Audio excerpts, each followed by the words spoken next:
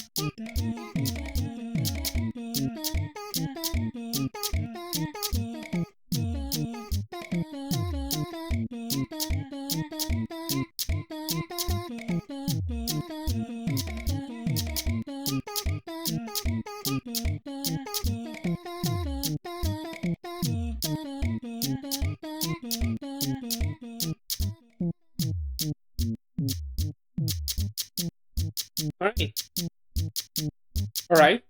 Alright. Microphone, you doing okay? Microphone's doing okay? Okay. So, here we are. This is the final stages of the development of this thing, which I'm very happy about. Right, so what did we do last time? Last time we finished the menu system. I'm actually pretty proud of how they're working out. We did this whole thing, right? It doesn't actually show the title of the game because there isn't one yet, but that'll change. Then, you know, it loads the levels when you tell it to and everything, right? It does a little bit of a jump. We need to make a transition there that works nice, but that can... This can pass as a good start, right? So, today, the objective today is going to be to have everything lined up so that the only thing we need to do tomorrow and the day after, which are the last 2 days that I have to finish this, tomorrow and the day after, we are going to have those days devoted entirely to just making levels, which I'm not gonna do here on stream. I'm just gonna do them privately so as to not spoil them for when I release the final game on itch. In case you're watching this before. I mean, it's not a big concern, but like, it's not the kind of thing that is very interesting in terms of code, so I'm fine with just leaving that off of the stream.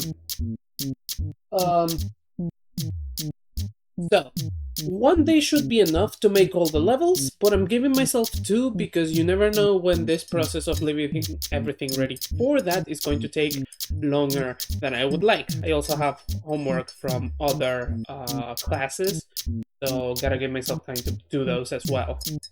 There's only one left actually, it's concept art and it's due tomorrow, so I'm gonna do that, but it's tomorrow in the evening so I can use the morning and then use the evening. It's fine, I have time. I've been taking care of how I manage my time. So, given that we have this menu system and that is a little bit done, today we have a couple of things to finish. First of all, let me bring up the to-do list that I set up today. The end of game sequence, that is important, but it shouldn't be something very difficult to do. I'm just gonna do something very simple. Just like your little guy meets a group of other little guys and then jumps in joy. Like if they're being reunited, but just done through implication through a extremely simple sequence. We're not gonna waste a lot of time on that. We need in-game menus that can return you to the main menu. Really, it's just going to be you press the button and then it returns you, right? Like it just loads the main menu back and puts it in the back state and unloads the level. shouldn't be difficult. Sound effects, I actually spent a lot of today doing those sound effects, so what we're going to do today is implementation, and then for level design we're going to need a couple more blocks that I can build off of levels with. Really, I only need two things that you can, two categories of things to do. One are tiles that will modify the map in some way, and the other are tiles that will push the character. Both of those shouldn't be very difficult to do, but we're gonna have to adjust the framework of the game a little bit in order to do that correctly. Also, there's going to be another thing that is going to need doing, and that is oh shit, I forgot it. I was thinking of it just now. Shit, what was it? Oh yeah, just the menu. We have to adjust the main menu a little bit because there are some things that after looking back on them I don't quite like. But those are going to be very minor adjustments. Since they are the most minor part of what I intend to do today, let's just, as a way of a little bit of a warm-up, start with that. So, we'll begin with currently adjustment on the main menu.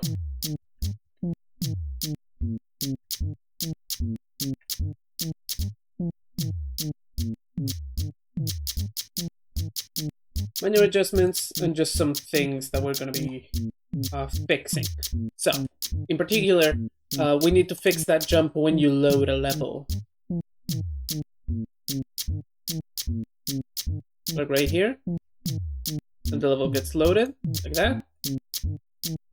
And then you see that jump, right? A lot of things jump when they actually should probably slide in smoothly. So that is going to need to be taken care of. So we are going to do this like this. We need to make that transition smooth. So the first thing is that this little yellow thing should probably be in the same place that it's going to end up so that I don't have to bother moving it. So we are going to do that. This is the thing that I'm calling the square, right? Yes, that's what it is. Okay, so we need to manage to place it in the same position as the square that is in this other menu, in the gameplay panels, in the schedule panel, this panel. This panel? No, this panel. I think. Let's see.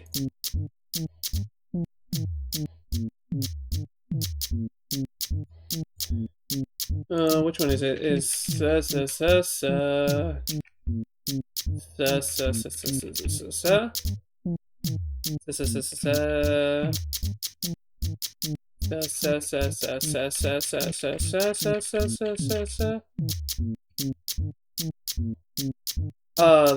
one. Okay, so this is an issue then. No, actually it's not. We can just copy it, right? It's gonna set itself. So it has to be inside of the right panel, right? So the left panel. So here. And that ensures that it's going to be in the correct position.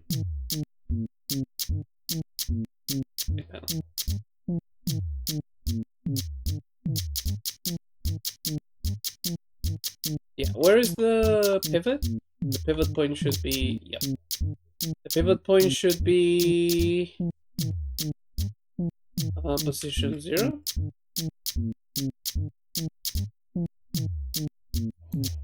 Yeah, okay. So let's turn off the gameplay panel so that we can see this. Right. So this is the right position, but it's not placed the same way as the one that I want. So it's this one. No, it kind of is actually. Okay, that works then. Okay.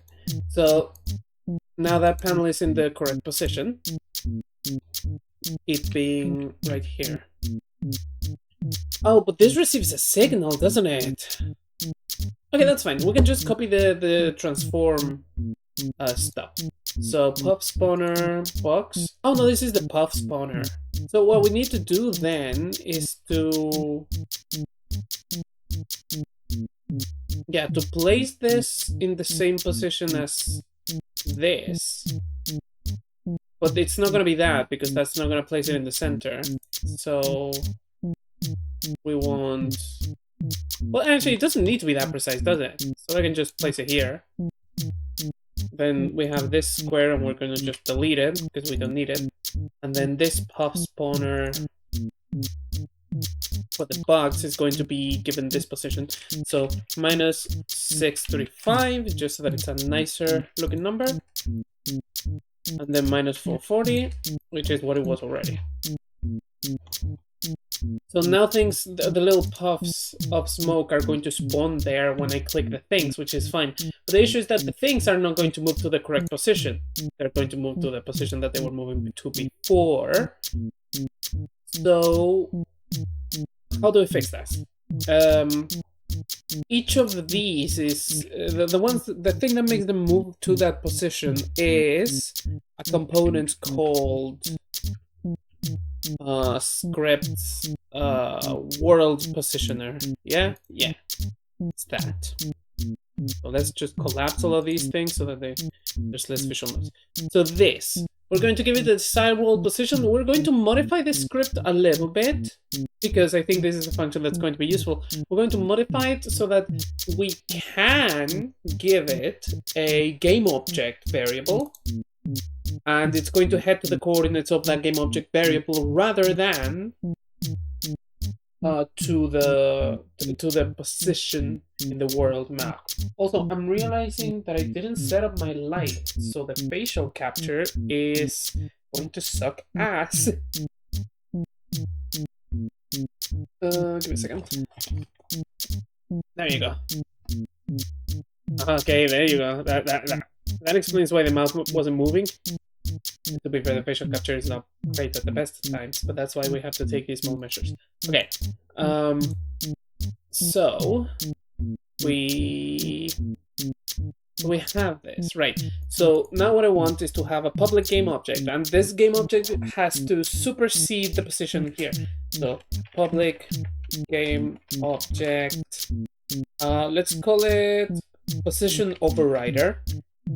Position override, just to make it really clear that if you set this from the inspector, then this one is just going to be changed, right? So then if position override doesn't equal null, so if it's set at all, we're going to take desired world position. We're going to replace it with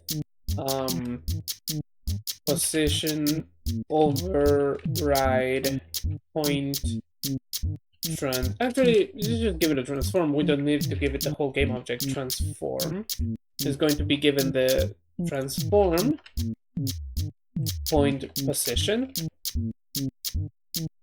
And this is going to happen every frame because, honestly, it really doesn't matter. We're just saving a vector 3 of the position.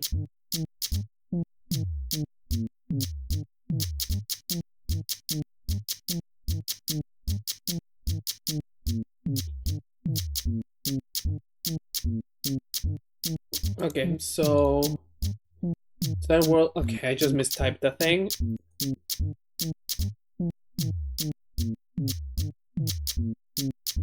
Desired world position. That's what we want. So let's not close Visual Studio Code this time.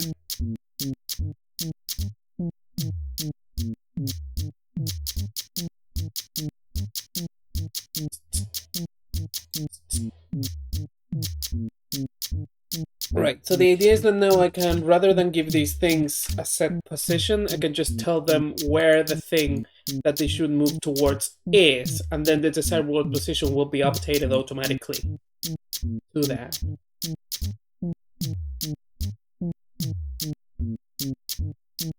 So if I enable this, okay, yeah, but the problem is now the pivot, right? Because the pivot is not, it's moving to the pivot, and I don't want it to move to the pivot, I want it to move to the center. But actually, I can do it. I can just put the pivot in the center.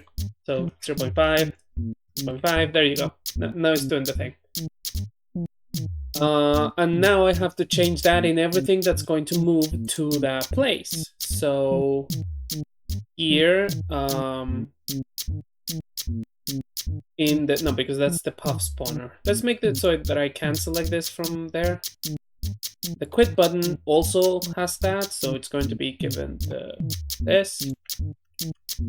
Just to make it really clear what's happening, let's set these to 0, and that should be it. Okay, so those are the two things that are going to move to that position, and then also the buttons that are spawned. Here there is a problem, because I can't put this in the prefab, right? Because the prefab can't take reference from things that are in the world.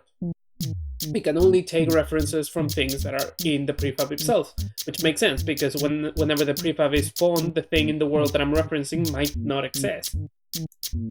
There's no internal reference to, like, as far as the prefab is concerned, that doesn't exist yet.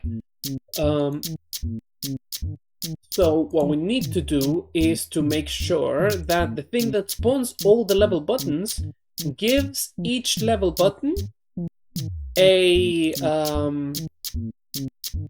the reference to that, right? So that's just a thing that we're going to need to do. When you spawn a button, count plus instantiate the button, get the colors, get everything.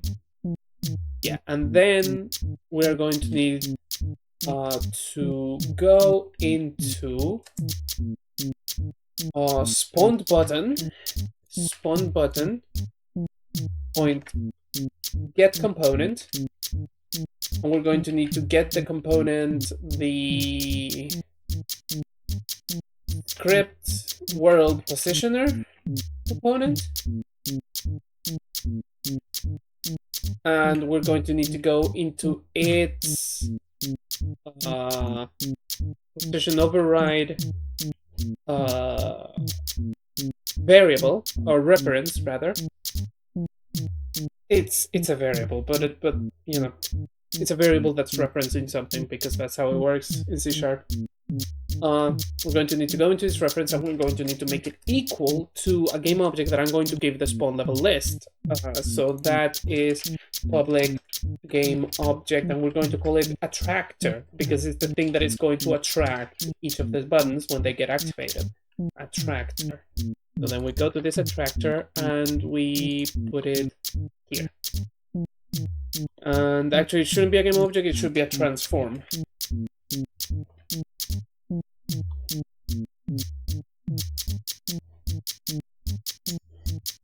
Yep, semicolon forgotten, as usual.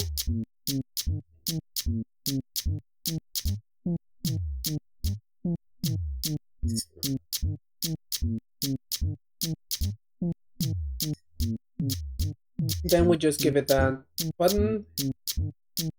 Did I put it in the right panel? Should be in the left panel. Silly. That doesn't make much of a difference, but you know, just to keep things neat. So now we go to this pub spawn. What was it? It was the level button spawner, and we have to give it that image as its attractor, and that should make it so that the buttons for the numbers do head to the right position when they're clicked. Yeah, good enough. Then for the play button,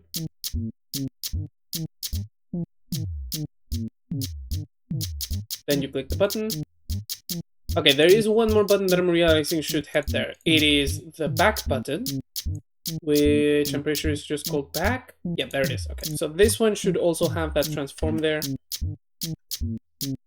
On the position override, it should be its left panel image. Okay, so now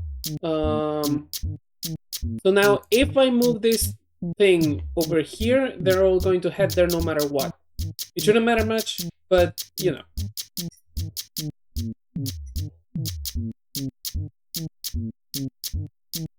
No, that's funny. Whenever I put the mug... I'm drinking coffee, right? Whenever I put the mug in front of my face... I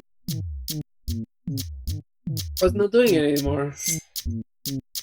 Yeah, when I put the mug in front of my face, the facial capture thinks that I'm moving away. Right, okay, I think I know why. I think it's detecting the rim of the mug as just the bottom edge of my face. And since it's moving up, it's making the contour of my face smaller, and so it thinks that I'm moving away.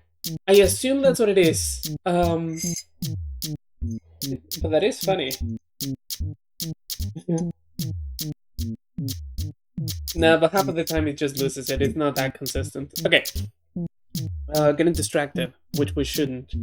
Okay, so now we have that fixed, right? And that should make the transition a bit smoother because this thing is not going to just randomly pop.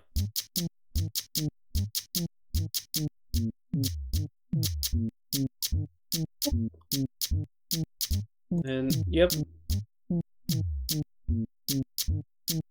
So we have to move that in slow motion because I saw things appear on the screen in a way that they shouldn't, right? So we're gonna have to go frame by frame to see, to try to kind of distinguish what's going on.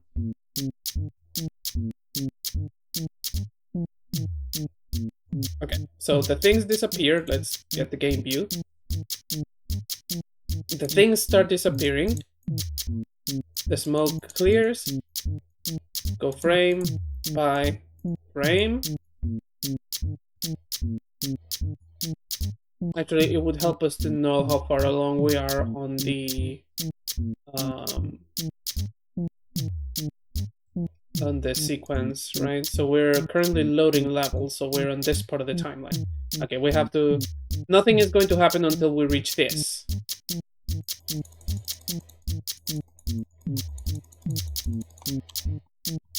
Oh, it takes time to update. Okay, so...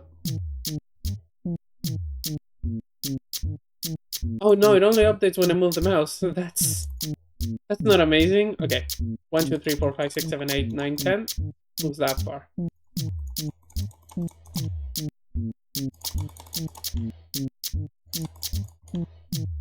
Okay, here we go one by one. Then here... Right, that has loaded. And then one more frame. And everything loads.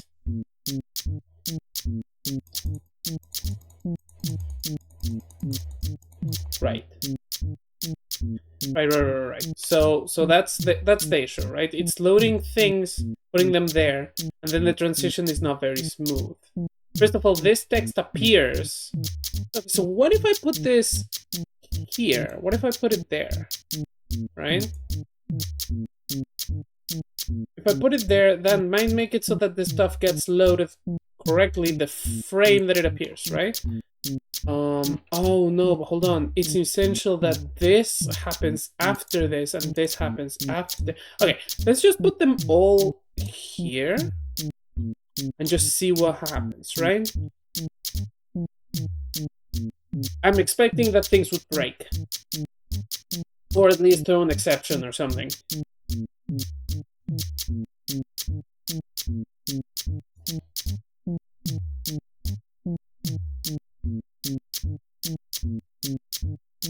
Okay, it might not be consistent.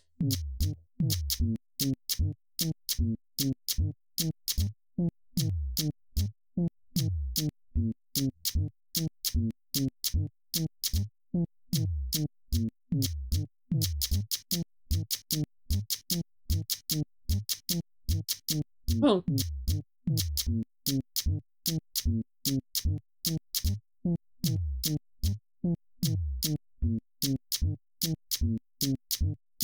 Oh.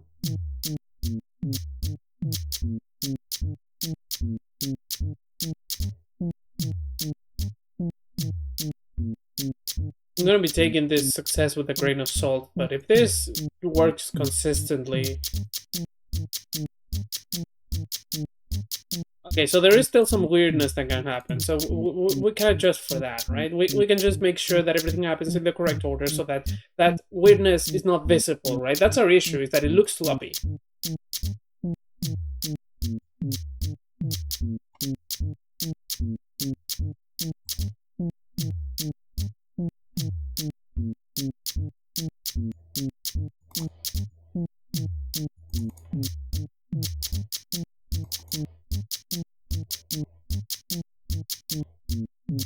The next frame, right?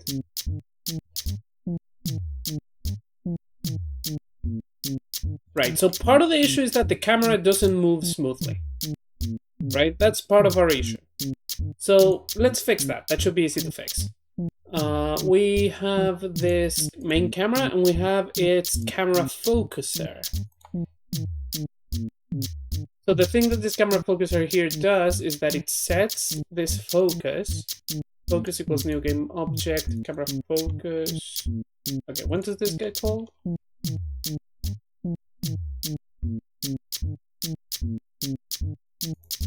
Focus, point transform, point position equals chord. Okay, so we give it a coordinate. It's going to take this. Right, it's going to create a game object that's called camera focus. It's going to place. Right, so it takes its focus coordinate. Hold on, isn't this going to create an infinite amount of camera focus trash in there? That's not great for memory. I mean, it's just an empty game object. That's not going to be an issue. But like, it's nice to be. It's good to be tidy. So let's just check that, because if that's a mistake, that's a really easy one to fix. So we have a camera focus somewhere. So we have this one. The question is, when you load the next level, do you create another one without getting rid of this one? I thought I fixed that issue. Yes, you do. Okay. Simple fix, right? If focus exists, so if it doesn't equal null, then destroy that focus.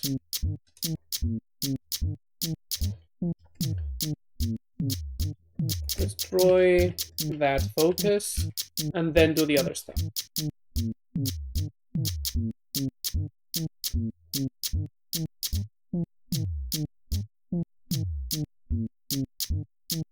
So that should fix the issue of just having lone camera focuses there that we don't want. There should always be only one. It's fine to instantiate a new one, but fuck, I opened the wrong level. If I open the second one, then I can't go into the first again.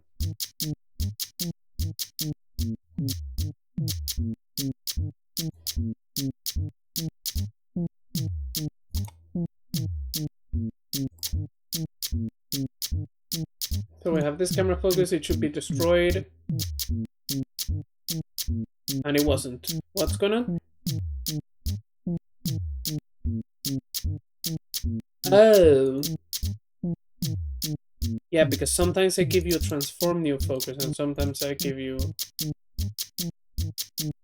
Oh, but you know what we can do? We can check the name of the camera focus. If the name is camera focus, then that means that it's the one that you created. If it's not, it means that it was one that you were given, and then whoever gave you it is going to be in charge of destroying it. So... yeah, okay. We're gonna need a new function. Void destroy focus. And then this function is going to destroy the focus, but only if it is a focus that should be destroyed, which is to say, if its name is camera focus. So, focus is of type game object, I think? No, it's of type transform. Okay.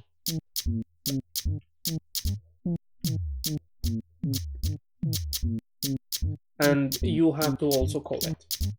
So then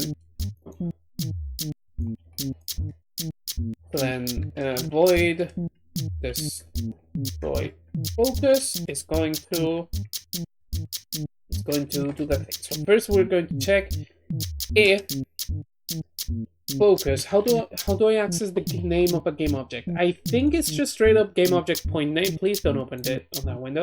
I think it's just straight up game object point name. But let's check. Does transform inherit that class, that name from the game object? Transform unity.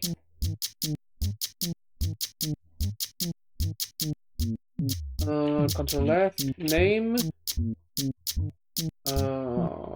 11 matches. Finds a child. Name. Okay, so it's just an inherited name. Remember, so I can just do if focus point name equal camera focus, then destroy focus. Destroy the game object, not just the transform. Although it should make a difference, but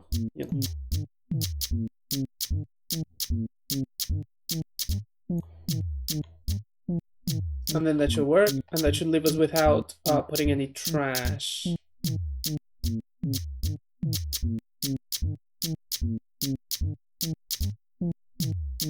This is an error from the previous attempt.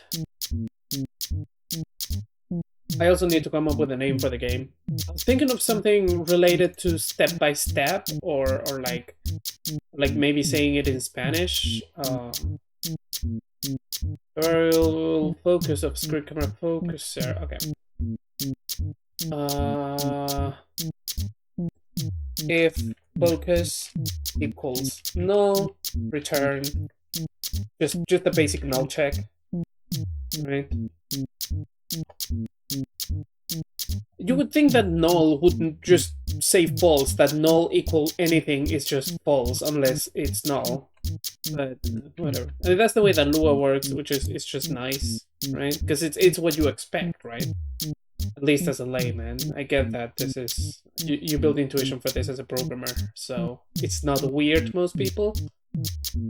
But I just think that it's nicer because just the reasoning of null is not equal to something just makes sense to me, right? It's just different paradigms, you get used to that stuff. Okay, so we have a camera focus here, and we want to see if we get rid of it. Also, I could have sworn I fixed that little glitch with the graphic. And now we have only one camera focus. Okay. So that is fixed. That is one issue fixed. The actual issue that we came to fix, though, is whether we need the camera to transition smoothly to that focus. That way we eliminate that lone frame of jank that happens, right? So we need to do that.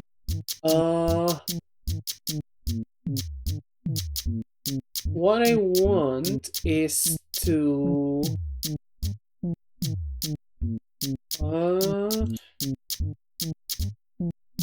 right, so if you have a focus, you're constantly updating your position to be equal to that focus. I don't want that. I want your position to be equal to a lerp between your current position and the focus, right? So we're going to do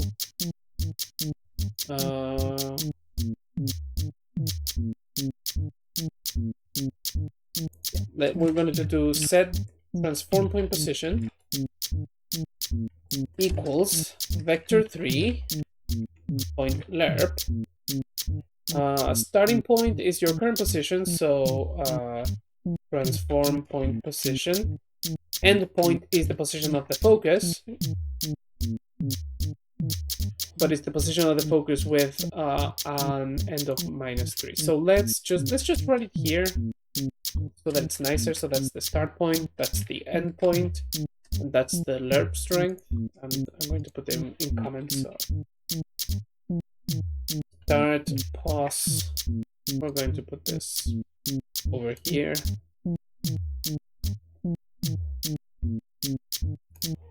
And pause. Then here we're gonna do let's do 10f times time point delta time.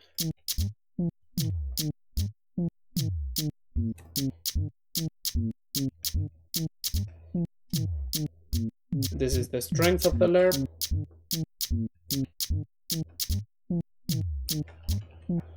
And then we can get rid of this line. And this needs a semicolon. That should give us just the smooth effect that we want for the camera.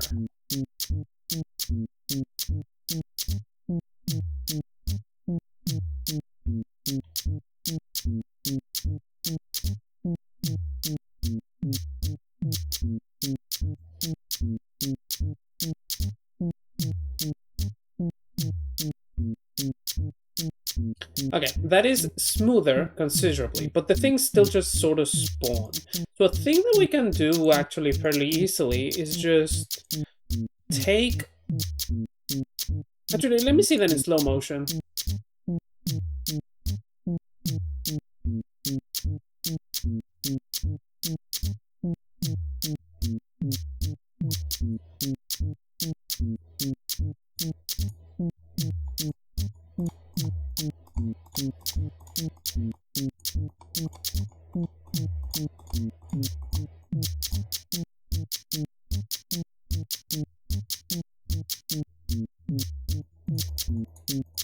Okay, so this could work, but we need to have like a little dust of smoke appear on top of the things so that they don't look like they're just happening out of nowhere. That wouldn't be very difficult to do. I think that we can just get away with taking the terrain and adding a smoke puff to them, and the smoke puff will just kill itself naturally, right? I wish that these displayed images. That would be neat. So let's see what happens when I put this as a child of the collectible in position 0 and see what that looks like.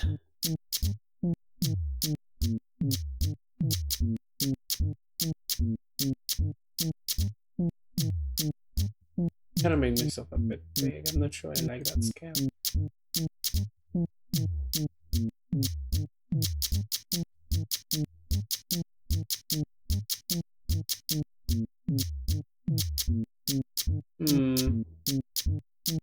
May not be what I'm looking for. The issue is that it moves with it, right? Or actually, it doesn't, but it doesn't create the effect that I want.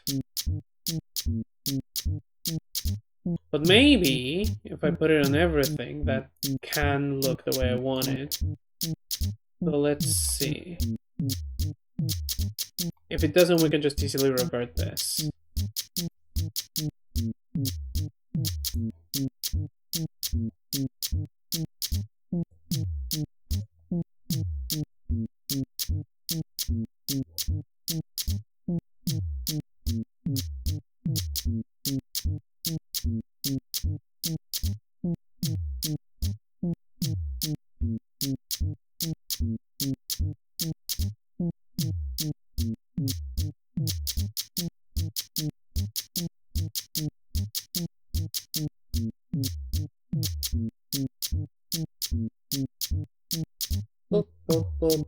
Sure, it's taking a while. Load, what's going on?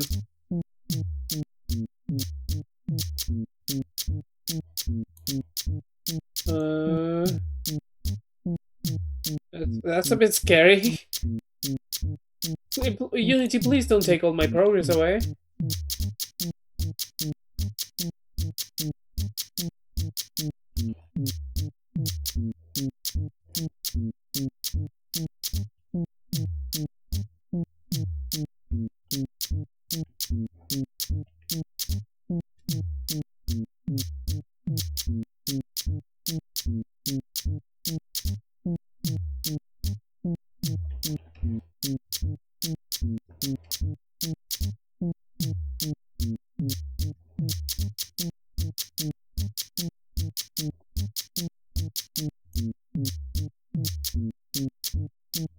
Unity, you're scaring me. Please don't do this to me. I didn't modify anything on the scene, right? Because everything else gets saved. Because it's script. They're stored in. They're saved from Visual Studio Code, from VS Code, not from Unity. Hey, Unity, what the fuck, dude?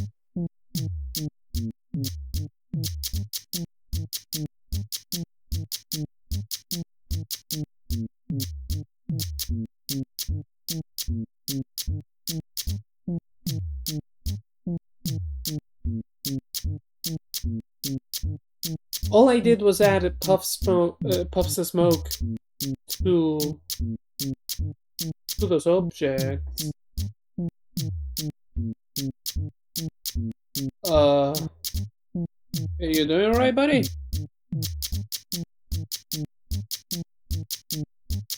Unity! Hello, Unity. You doing alright, my man?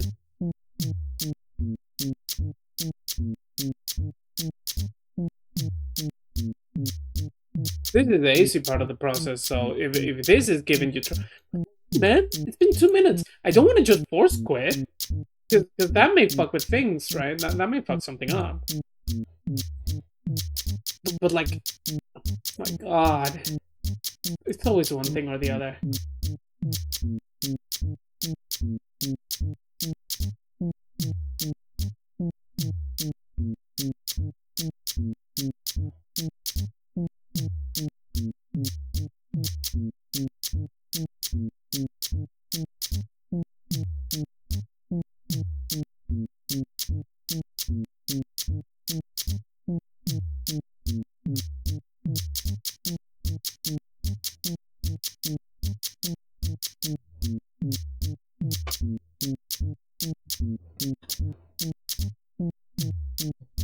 Well, seeing as this is taking a while, let's just relax for a little bit.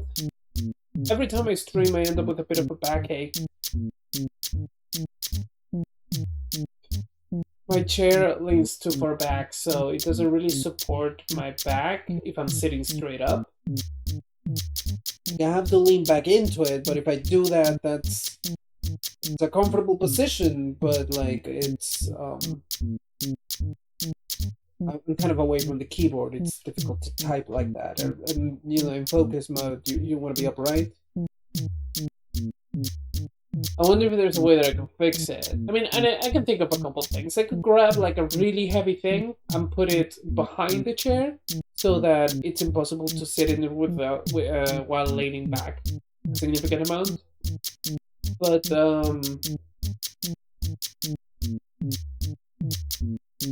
the issue is that I'm not very close to the wall, and it would kind of limit my space, and also um, I would need something big and heavy to put up there, right? And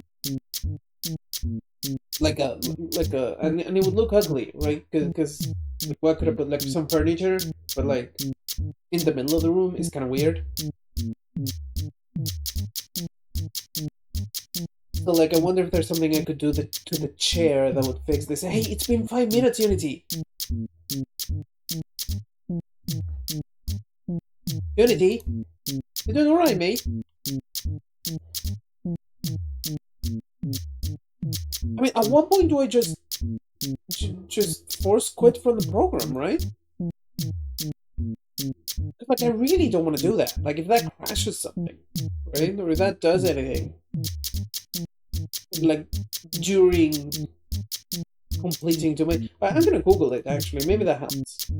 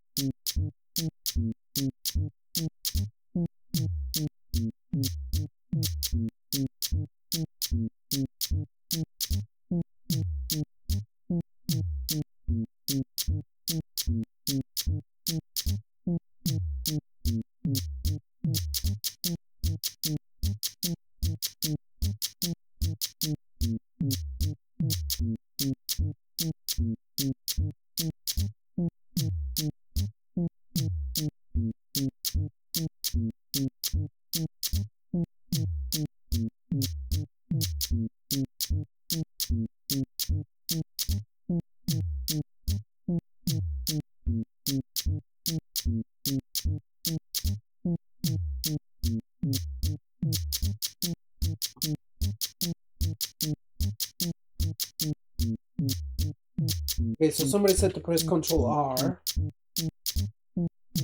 No, they just opened their own dialog on Windows.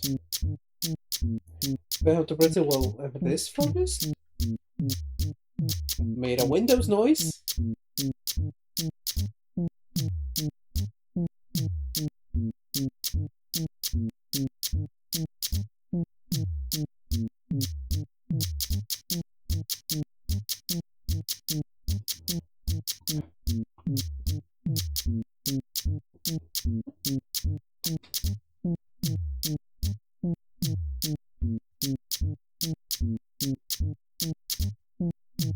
Hold on, these people are... No, these are messages from last year.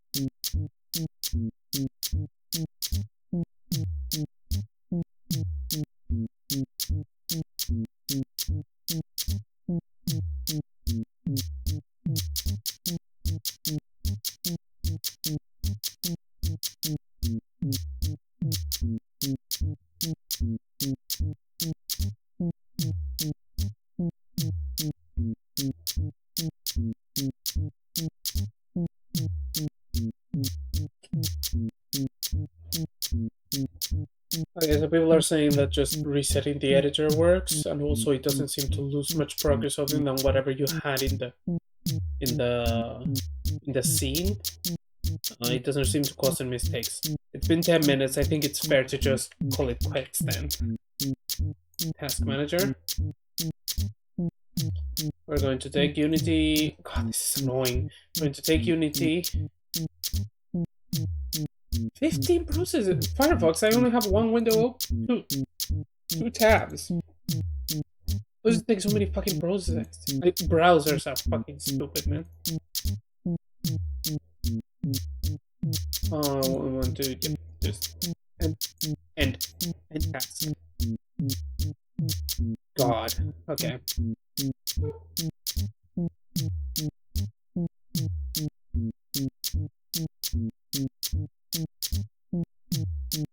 What a pain.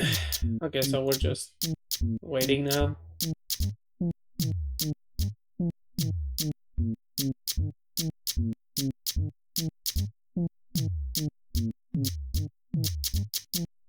I'm taking the chance to take a bathroom break, honestly.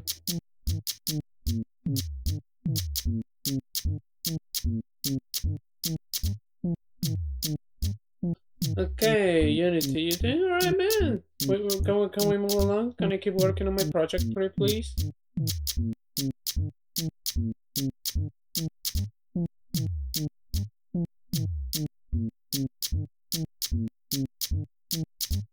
Huh. Oh, I get what's going on, yeah. Yeah, okay, the issue is that the cloud bursts are happening in the... Oh, but that's an easy fix in that case. Okay, so the issue is that the cloud bursts are all being generated here, and then they know where each cloud puff should head by taking their initial position and doing some math to it. The problem is that if they change position midway, then that doesn't matter because they only take their initial position. And I could fix that by making the math work out every update, but actually there's an easier thing I could do, which is just make these not be generated by each individual prefab, but rather make all of these be generated one per cell by the level generator, because the level generator knows how big each level just is. So then we could just do that, and that's going to be a lot easier.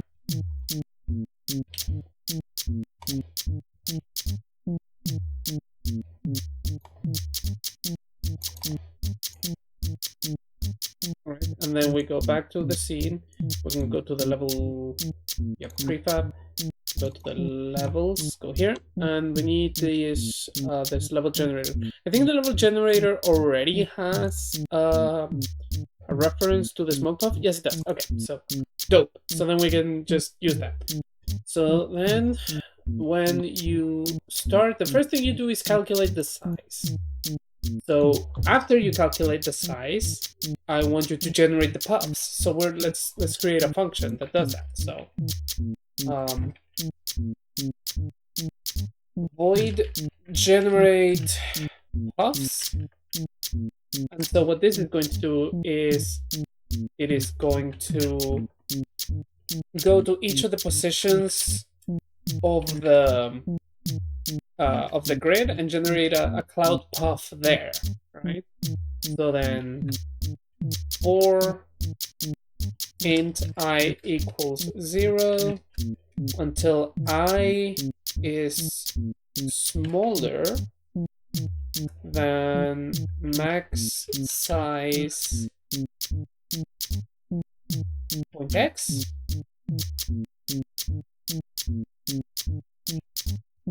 I plus plus. So just, you know, for loop from 0 to the max size increasing I by 1. Then inside of that another, because we want it to go in 2 axes, int j equals 0. J is smaller than max size point y, j plus plus. Then we want to take both of these. Okay, so yeah, we want to generate, want to instantiate, right? So let's take this puff prefab and probably copy the function, whichever function is spawning these puffs, which is not he. What? It's not. Okay. Sure. Instantiate, whatever. I know how it is.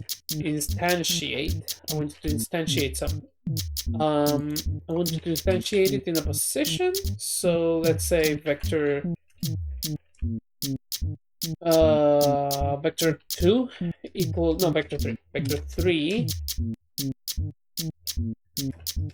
position equals new vector 3 that is going to be x component is just float of the I, y component is just float of the j. So that is the current x and y position. Float on the grid, float of the j, and then the z position is just 0, because that's easy. And then I want you to instantiate a cloud puff. So these are called puff prefab. I want you to instantiate one of those on that position with no rotation.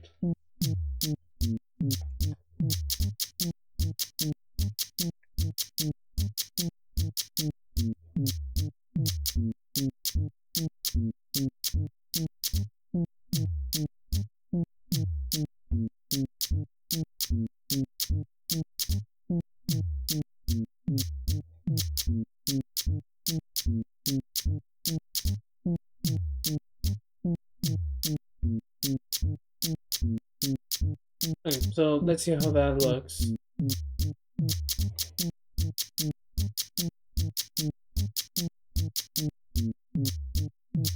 It's more passable, right? Okay, so a thing we can do is we can make that transition a little bit nicer by making sure that they don't all just appear at the same time, right? What is that? In order to do that, we'd have to coordinate.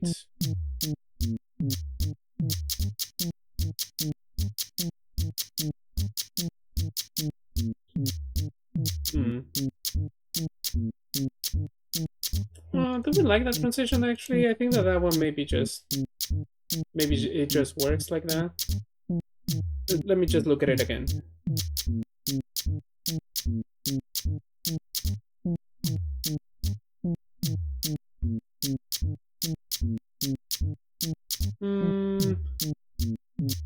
I think it works. I think it works. Okay, so then now we gave ourselves a certain amount of time in this sequence, right? We gave ourselves all this time. So this is the time that we're going to use for animations that are going to make elements appear and then move to where they should be. That is so that the panels do not just look like they're doing something. So here's what we're going to do. I am going to have a copy of the mouse that is going to be here. And I'm going to have this... Yeah, let's just have... We have the input panel. This input panel has a mouse sprite and a divider. So I want to copy those two. They're going to be here in the main menu's right panel. They're going to be right here. So now what these are is...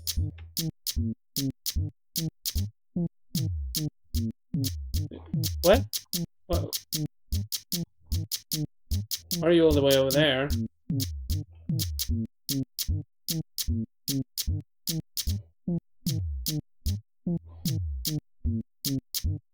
Why is your skill 0?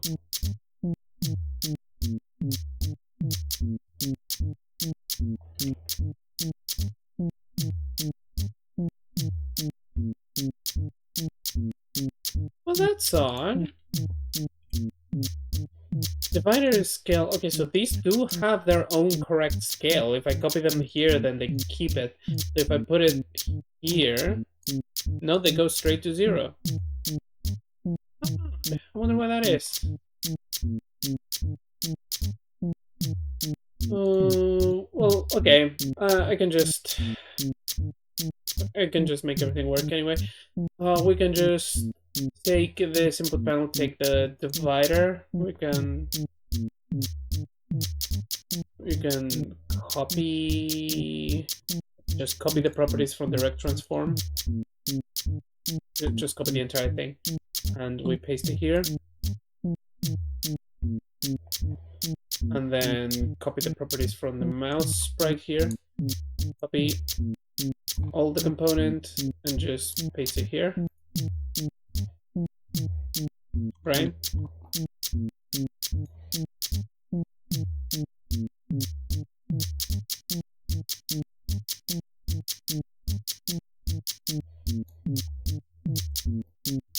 Right.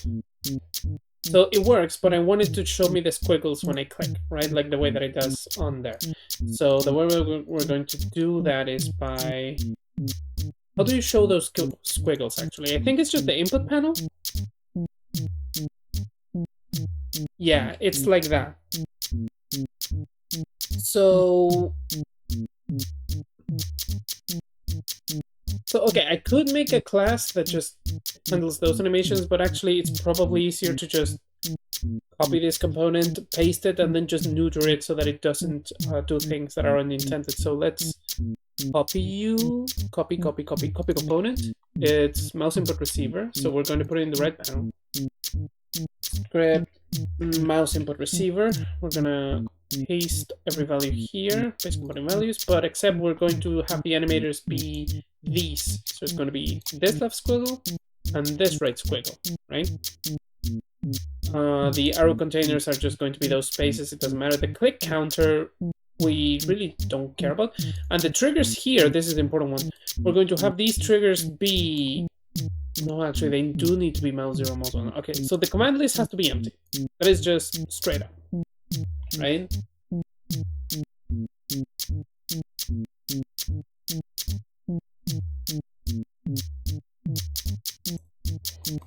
And if I click can move,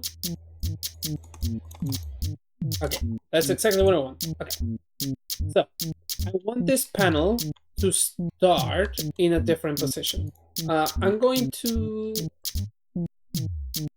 extend you. Yeah, I'm going to have these objects. I want them to start high up, right here, right? And those that's just basically an indicator. Hey, use your mouse button. Then, when the level loads, this thing is going to move down there, right? So, in order to properly do that, I'm going to need to record these positions. So let's, I'm going to write them in chat actually. So the top one is, the cable is -7, 747, right? That's where it is. And then the mouse is 0 minus, mouse is in 0 minus 230. So I've put those two in chat so that I can reference them later those positions later when I need them. And now I can just have this begin the game up here, right?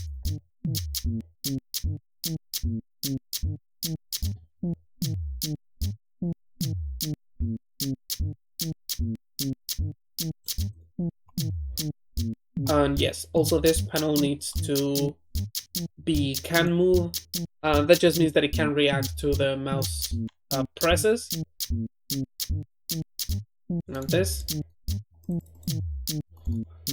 So press this. So press this.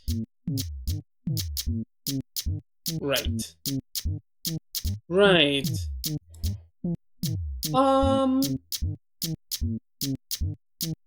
Oh, I know what has happened.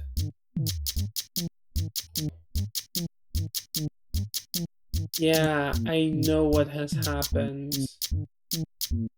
The issue is that the other mouse input receiver has... This input receiver has seen that the other one is alive, and so it destroyed it.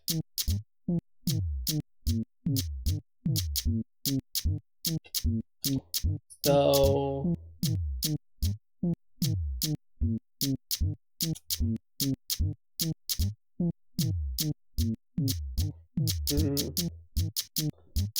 So I might need to end up making a copy of this script after all, that is purely for animations.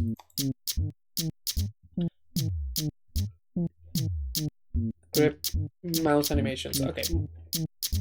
We're going to take that script and we're going to copy the whole thing, and then we're going to start trimming the fat. That's what we're gonna do. So go here and also open this one. This is the mouse input receiver. And you didn't open the mouse animations. Wait, what's going on? Oh, yeah, you're building. Well, let's just clear up a little bit of stuff here, so that it doesn't bother me.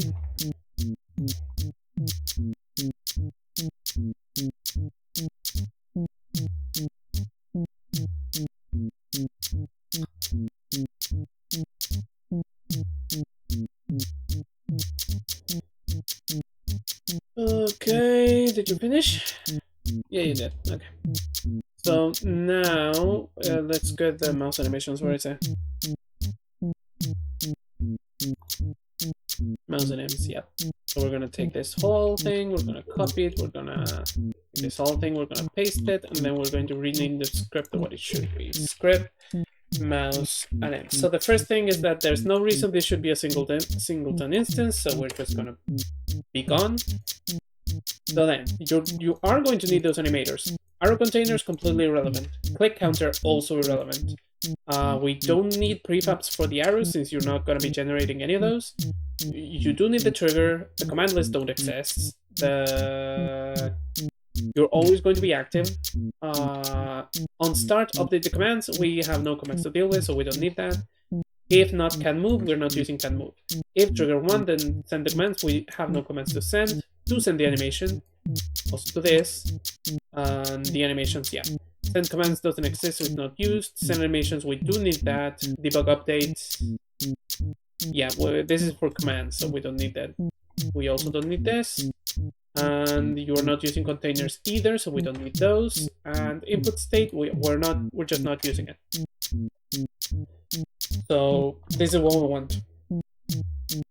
If I was trying to be really thorough, what I would do is I would remove this functionality that I've implemented here from the mouse input receiver so that they could all be working off of the same code, right? And it just makes it more modular, right? But I'm not going to be doing that because we are working on a time limit here, so shortcuts sometimes have to be taken. And I'm very unlikely to change that code anyway, so it's not going to cause any issues. Okay, so now we take this. We're going to take this input receiver. We don't want you to have it anymore. We want to mouse and ends. And then we want to just set you up with the stuff that you want. So the button 1 animation is this squiggle. Button right animation is this squiggle. Trigger 1 is mouse left. Mouse left, mouse left. Mouse 1 actually. which is not here. Are you sure? Backspace, delete, tab, clear, return, post, escape, space, keypad, up, down, left, right, insert home, end. Okay, so it's not here. Alpha.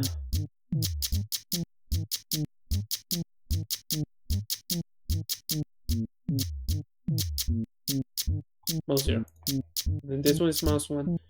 Man, this system for this drop down menu sucks. At least let me scroll for it with the wheel, you know? Well, I mean, that's why you actually use the input system that Unity has now. But this is easier. That's about it. It's easier to code with. Okay, there you go. And the only functionality this has is the animation, so that's not going to cause an issue. Actually, let's make sure that it's not causing an issue. It shouldn't be, but let's make really, really sure.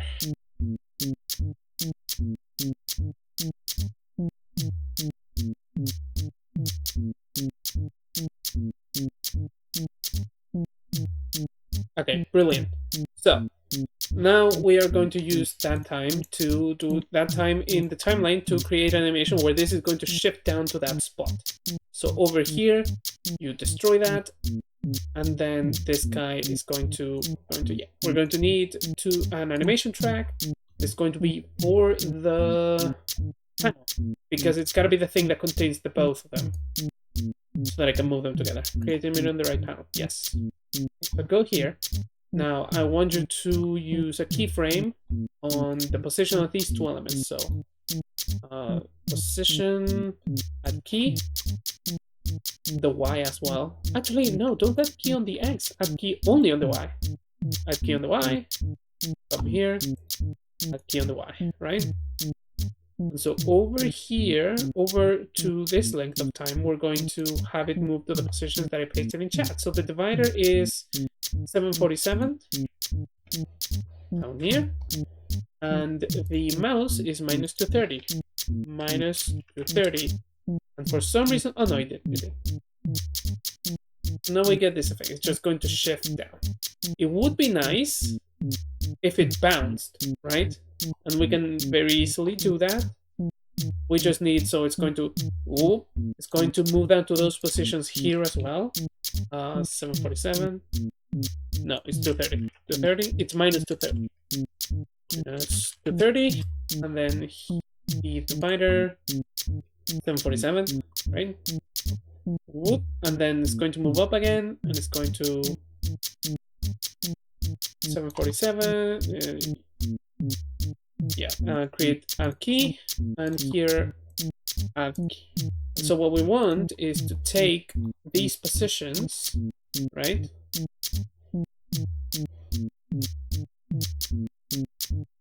And just make them sort of bounce, right? So what we want here is please. Okay, so yeah. So what I want here is, let's take this and make it bigger so that I can actually see this graph in detail.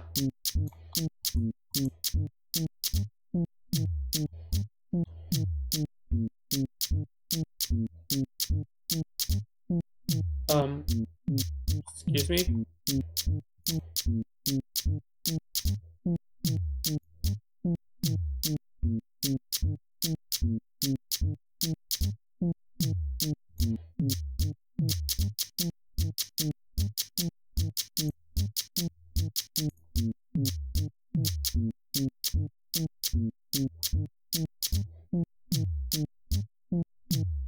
Okay, let's just not do that then.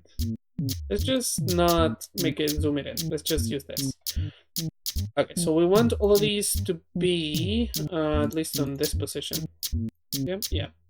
Want all of these we want to focus on them. We want to take these keys and make it so that they're broken, so that they are not continuous, and then we want them to be weighted, and that is so that I can do that bouncing effect. So we want the curve to look like this, which is the curve of an object falling due to gravity.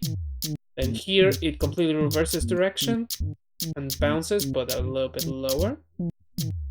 And then here it does the same and it bounces, but again a little bit lower. like so. Should be vaguely a parabola shaped motion, but like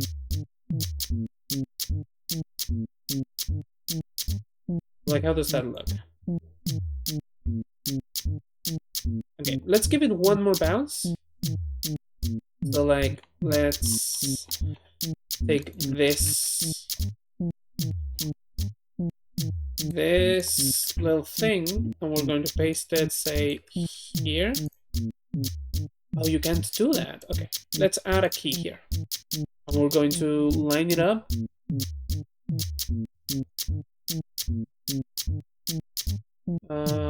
Actually, let's line it up more properly. No, do not do that, please. Okay, let's line it up more properly. This is the cable, so let's click on the cable. Let's close this. Let's click on the divider and blah, blah. Let's click on the divider. We're going to move you to 747. I'm going to update key. For some reason, you have to do that manually on that menu specifically. And then what we're going to do is we're going to make this bounce look a bit nicer. So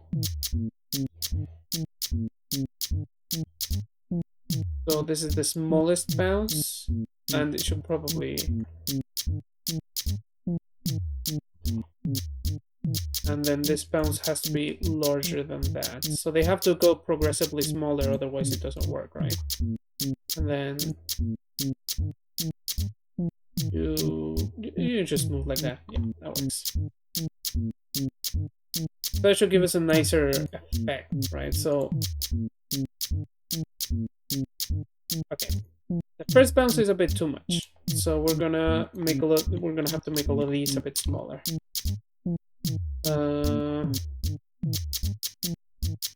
Let's just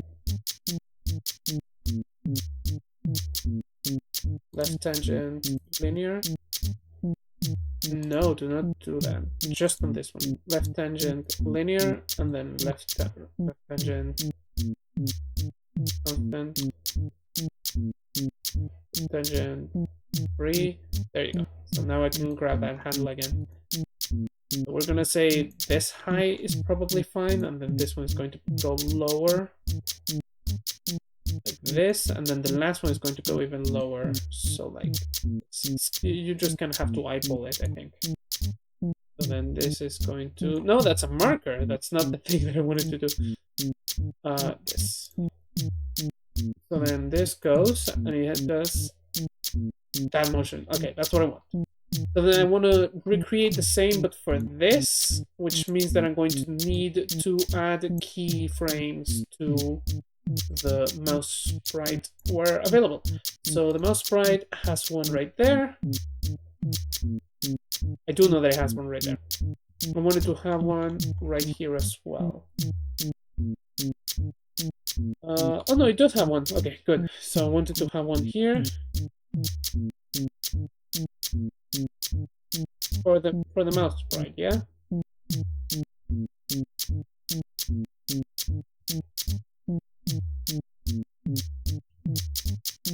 Oh no, the one that I want to add is here. This is the only one that is missing actually. Here, add key, right? And so the thing is that all of these keys are kind of where I want them to be. So let's do both tangents weighted, and both tangents, yeah, just weighted is fine. So then I want you to just go. They have to be free, they have to be weighted and broken, so that they don't move together, both of the handles. Okay, so we have this first, then we have this first bounce, which has to be the highest one, but it's about half the height. Then we have this, which is half the height of the previous one, so like here. Then we have this last bounce that is just a tiny little bounce.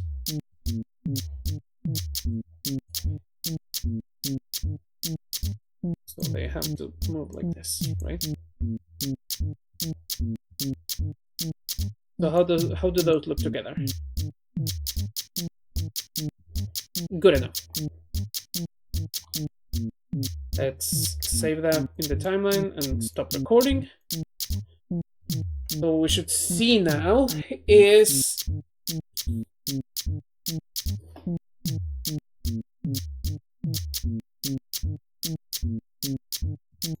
right.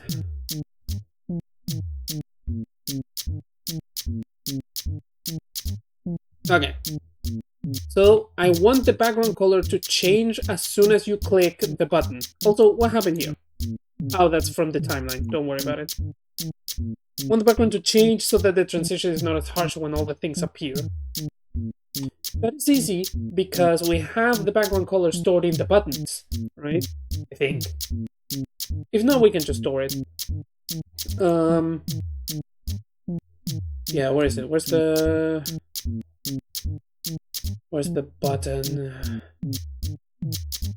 Oh, well, first of all, who's changing the background color? We should probably begin with that. The thing that's usually changing the background color, I'm sure, is the level generator, which is this thing right here. Pretty sure that this one, when it starts, it goes color script, switch all colors. Switch all colors? So hold on, so does the color script do that actually? Color copy, color system. Color system. Switch all colors. Switch color single, switch all colors. Oh, it changes all the colors of the grid. Okay. Camera focuser, instance, camera component, background color. Right. I'm going to take a bathroom break.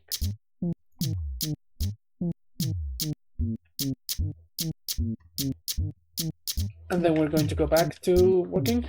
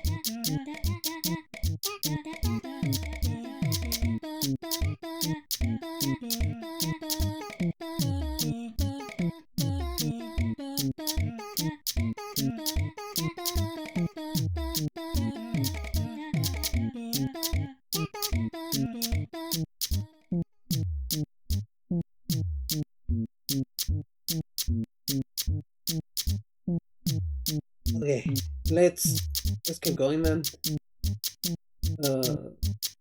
This. Okay. So, what we want to do then is this thing is switching the color of the camera just on the updater, so that's fine. That means that we as the level generator, or rather we as the button, get to just switch the camera as we are clicked, right? So when you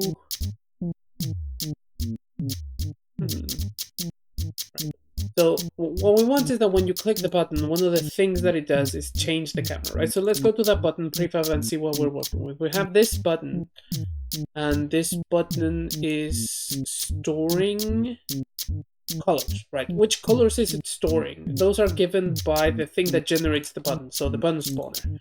And it tells the buttons to store instantiates, no, that's the puff. Instantiates a button? No, that's a puff again. Yeah, instantiates a button and then gets the color lister, and then it gets the highlight and the background. Okay, so the image component of the spawned button is that color. So we can just get that, right? Yeah, we can just get that. So that means that we can create a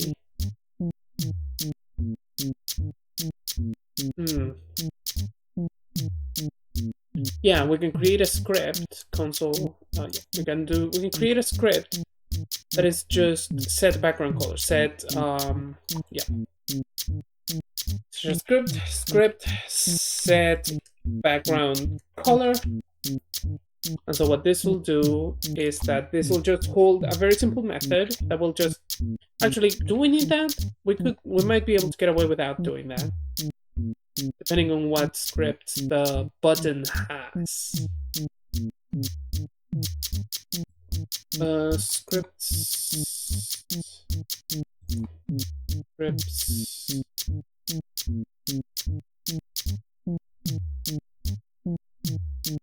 Show me the prefab, show me the button. The button has a UI random sprite, that makes sense. It has the level center.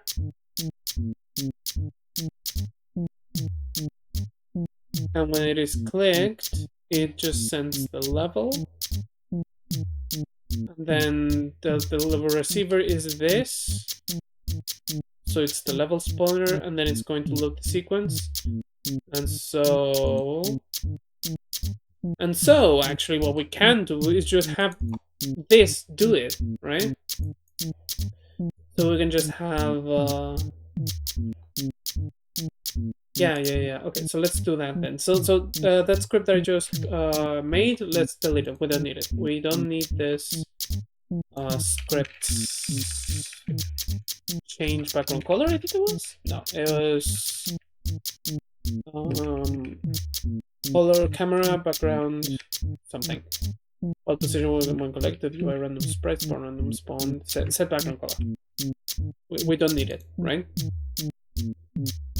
Because what we can do is give this thing, give this thing a, okay, so yeah, we can tell it, we can give it a color, a variable that's a color, and then you can ask whether the sequence is playing, and if the sequence is playing, it's going to lerp the color. If it isn't, then it's not. And that way we can have it just be active during the transition, because after the transition it is the levels themselves that are going to be taking care of that. So yeah, so we're going to need a variable that's the color, so public color color, and then it's going to have something in its update function that is going to look very similar to the, we don't need this, to the color systems update. So it's going to look kind of like this, right? And yeah, you're gonna look at the camera focuser, you're gonna look at the instance, you're gonna go to the camera component, you're gonna change its background color to the color that you get from its current background color between that and the background, which is a BG color, and by a lerp factor times time delta time, which we're going to just set it here, public float lerp factor, and yeah, we're gonna just make it the same as it was, which is probably 10, if I had to guess.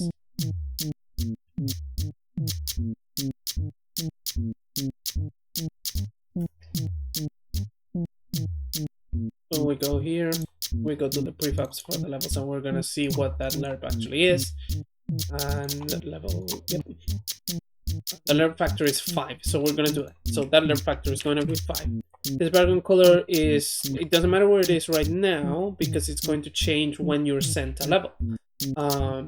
But essentially, you are only going to be doing this while the sequence is playing. So let's go to the playable director and see. I assume we can just query whether the sequence is playing, right? Like that would make sense. But let's double check with the Unity scripting API. Playable director, duration, extrapolation, initial time, playable asset, playable graph, play on awake state, state. The component, the current playing state of the component, which is a playable play state, which can be either paused or playing. Okay, so then we have to check if this will only happen if sequence point state equals playable director point, no, equals play state point playing. So you're only going to do this in that case, and that should be enough, right? So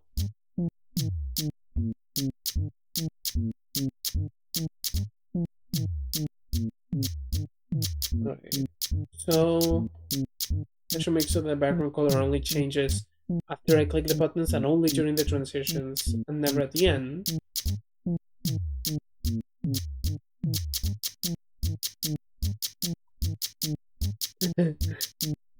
Right.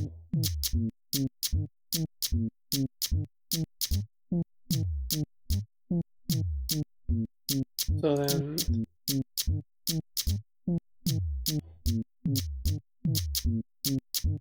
right, okay, so that's what we want. So now we have to make sure that it is given the correct color, right? That's the one thing that we're missing. And that is very easy because we can just get it from the button. So the button when it sends the level, it should also send the color. And the color is the same as the color that is stored in the image. So we can just do public image, right? And this is on this is the same thing that is on the spawn level list. So yeah, we want the image component. And in order to get the image component, we need the UI library. So we're going to need to be using that. We are going to get the image, but since this is the same game object, we don't need to use get component. We can just assign it from the inspector.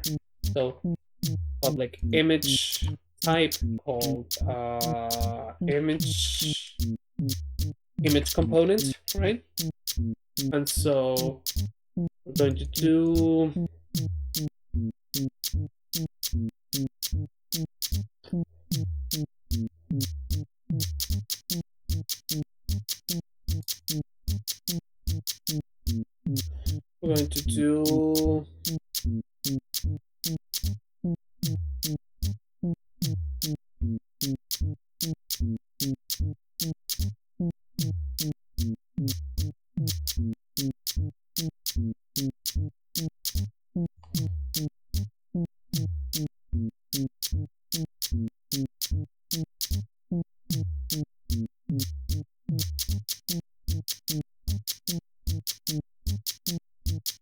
oh yeah.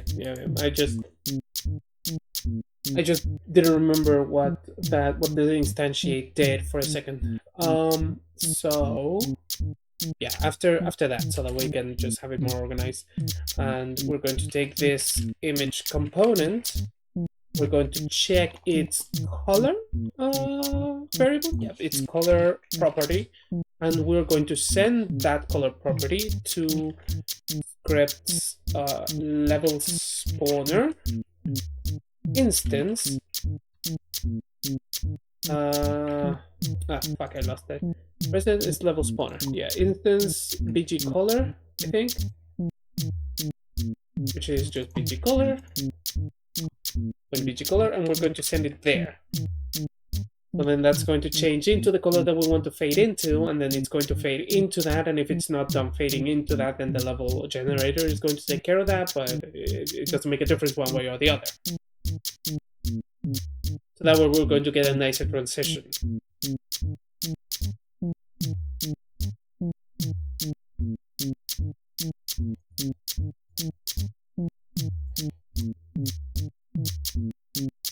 So here we have this, click it,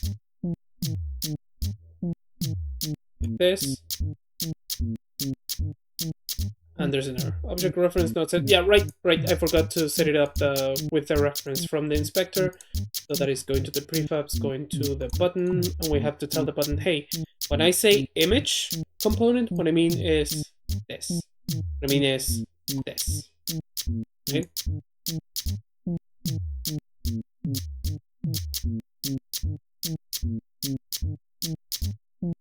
So then you go here, on the buttons, click the button. The transition could probably do with being a little bit slower. Let's make it slower there. So let's say that transition, that load level is going to be 2.5 lerp strength, right? Just to make it slower, just so that it is slower and it looks more like it's loading a level, right? Oop, oop. Levels appear. You click on a button.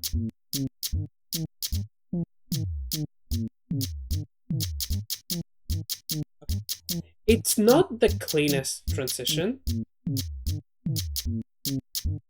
but I think I can make it cleaner, actually. I think I can just try to make it cleaner just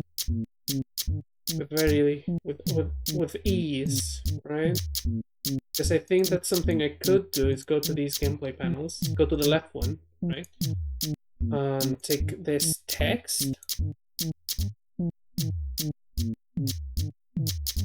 No, this is the vector panel. This is another one that I want. I want to go to the schedule panel and take these texts.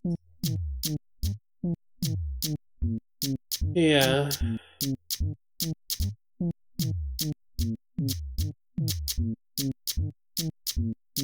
No, you know what? I think that that transition, while not the cleanest, I think that it's good enough. I think we're gonna call it good enough. Because I've been at this for an hour and 40 minutes. And so... yeah, sometimes you just gotta let things go. Another thing is that these buttons should start their life in the idle animation, actually. So, like, actually, hold on, 1 second. Look, actually, how did the animation for that work anyway? Let's say it's the button, the level button event system, the right panel, the mouse sprite, which has these squiggles. Bring in the animator. What do? You start as the empty animation, and then from there you go into fade out. And as you go into fade out, yeah, these two pressed are not pressed.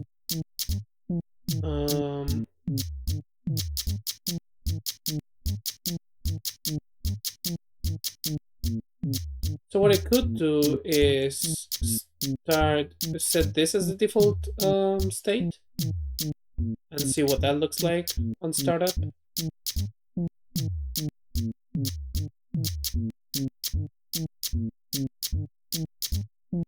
No, it's just kind of the same, isn't it?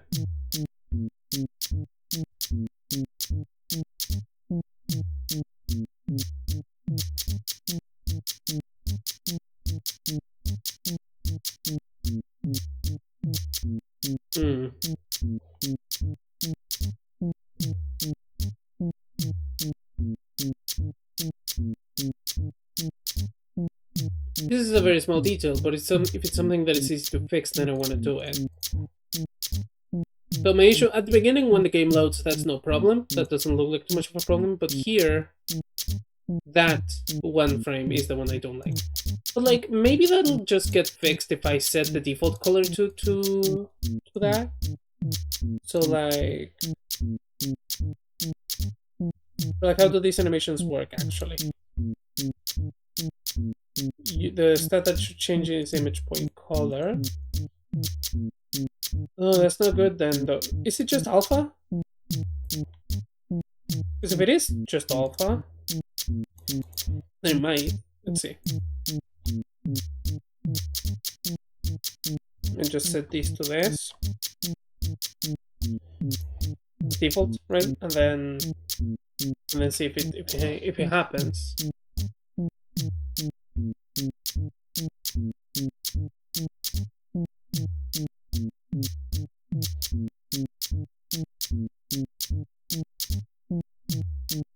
I wasn't paying attention.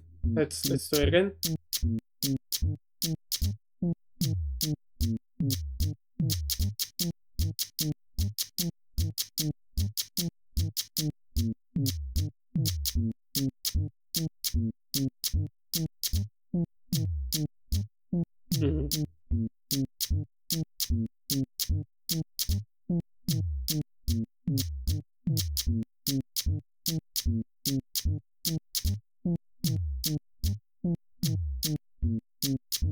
So when these arrows appear on the left side, I would like to create a cloud path. The problem is if I create it where the arrows are, then that's just going to place them fucking wherever. So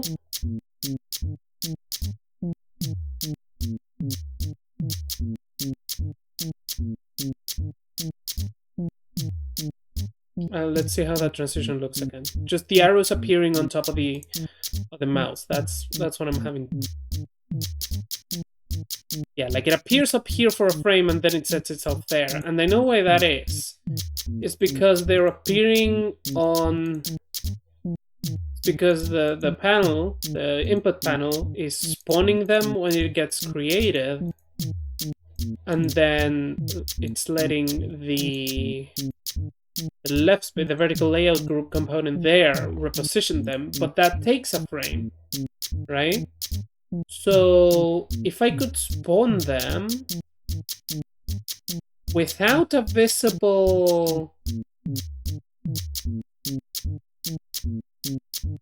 Yeah, if I could spawn them without a visible sprite, wait a frame, and then make their sprite visible, and spawn a cloud puff with them, that would be the thing that I want. So let's take the up arrow, and let's... yeah, so this is what we want. So let's do... yeah, let's create a script, and this should be just really easy script. Just wait frames to activate, and so what this is going to hold, and we're going to make it really generic, even though we probably don't need to, just because it's so easy to do. So what this is going to do is it's going to have a... what was the thing for game objects? I know that I used it before on this very same project.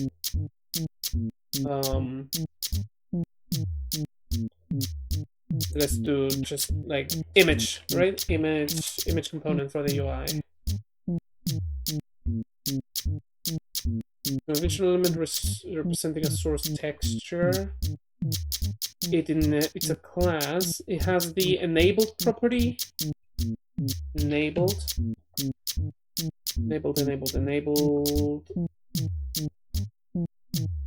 in hierarchy, enabled self, set enabled. Oh, what, you're kidding me? What?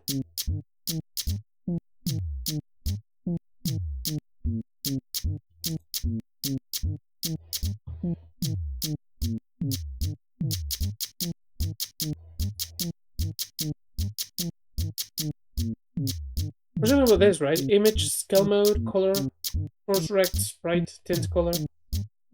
Oh, this same.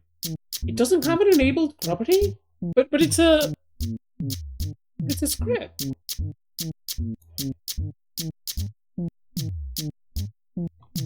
What the hell? So if I but if I disable this, okay, so how do I disable this through code?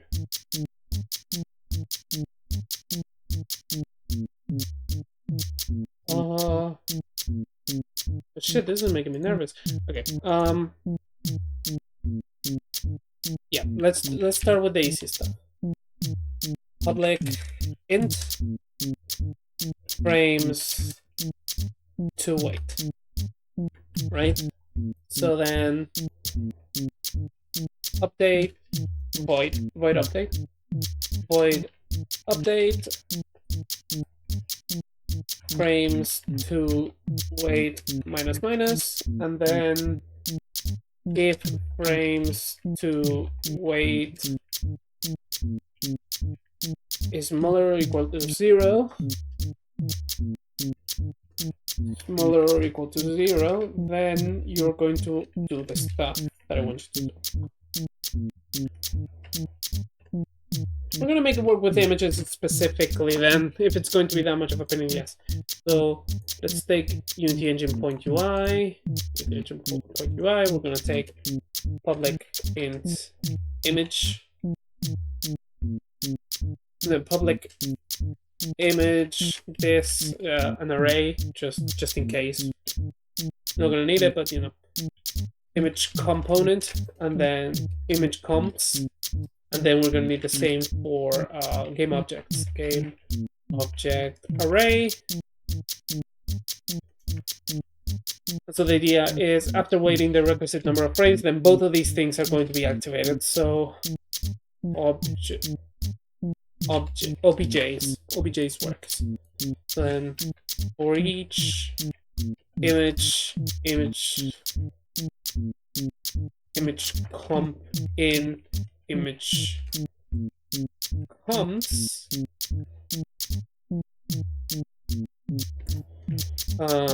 take the image comp point enabled, make it true, and then for each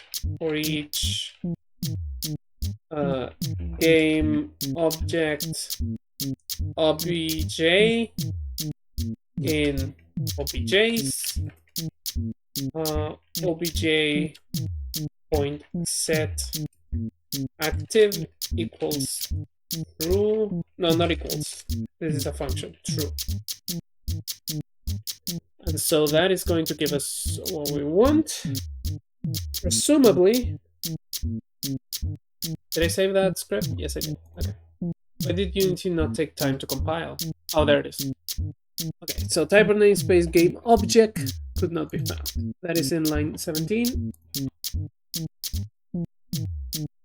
Game object with a T.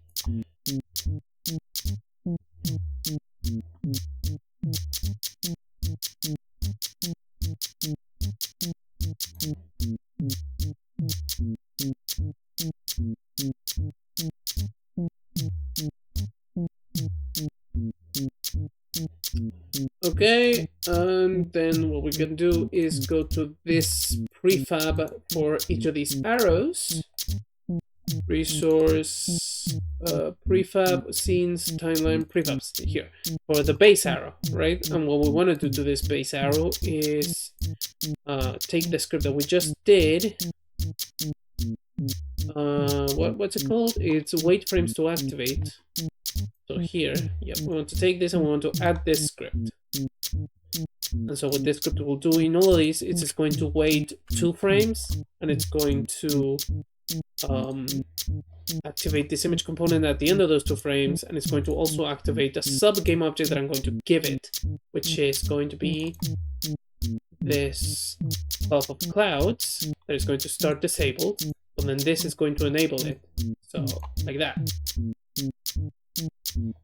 And so that should make it so that the thing does what I want it to do. So that the arrows appear, and they appear where they're already going to be positioned, and they appear with a puff of smoke. That'll make it look a lot nicer. Okay, that works. The puff of smoke, way too big. Also, what's going on here? Game object, the object of type game object has been destroyed, but you are still trying to access it. It's wait frames to activate. Okay, so the thing that we want to do is, once this has happened, we want to destroy the script so that it's not trying to happen a lot. So, destroy this. That'll destroy just the script, not the game object it's attached to. The other thing that we have to fix is the scale of those puffs of clouds. They are scaled, the prefab is scaled assuming that it's not going to be inside of any other game object, and we have to fix that. So what we want is to go to this up arrow, and we want to take these puffs and reactivate them, and we want to see what size are they about. So like, this is the size of the puffs, this is the size of the arrow. So as you can see, there's a big difference. We can probably, so if the up arrow is size 3.8, then this has to be the reciprocate. So divide by 3.8, and that's a much more reasonable scale. So then unlink them, make this 1, and that will do it.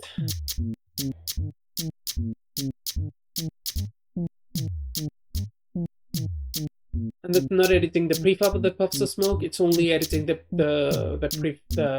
puffs of smoke within the arrow prefab. So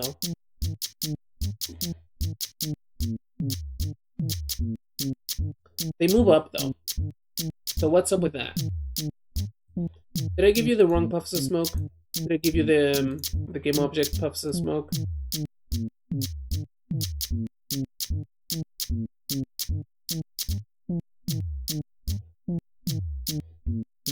No, they're not. Okay, so why are they heading in a weird direction?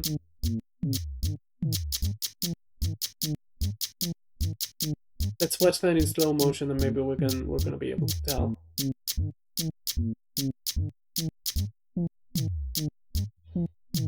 Right, so the puffs of smoke start there in the position that they should.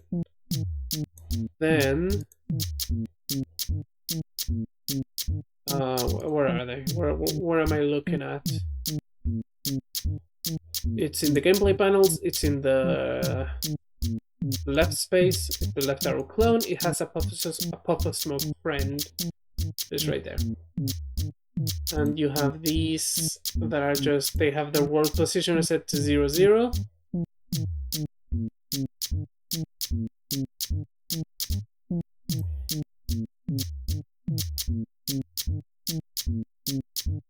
Then they have moved up. Then they have moved down.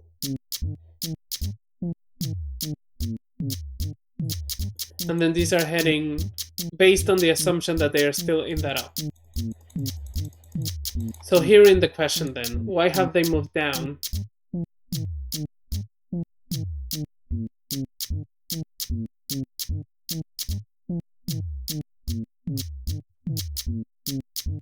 Why did they move up in the middle of that for a frame?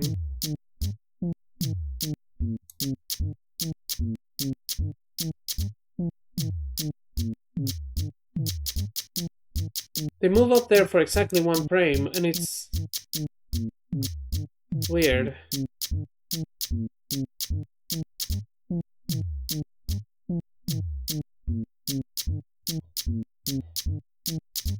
Because presumably the reason the puffs go up is because they're going based on the position that it was during that frame. So I could just delay the execution of the send to the corners function, but that still leaves me with that weird ghost frame. So left space, yeah.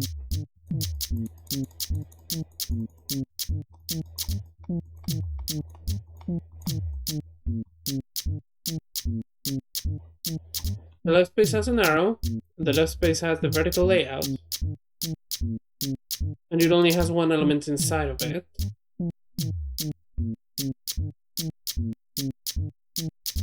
It has moved up because there is another left arrow?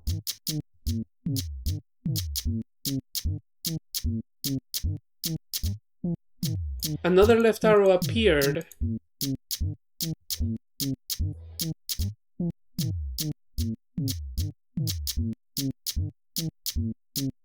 Now that arrow has disappeared, which means that the other has moved down, but the puffs still remember the position that they were on. So why did that other arrow appear? So what that means is that the set arrow component is being set, the set commands thing is being sent twice erroneously.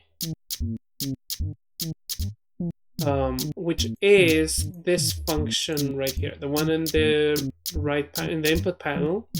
It is this function, the send commands, right? No, not the send commands. It is the update commands. So when you start, you update the commands with null and null.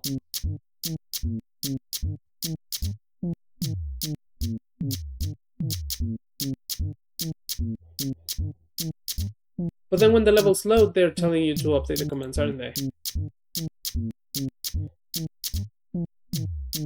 So, okay, that can be fixed. Yeah, I know how to fix it. So I just need to make this empty, because they're going to be populated and then sent by the level generator. That means that you don't need to do that yourself.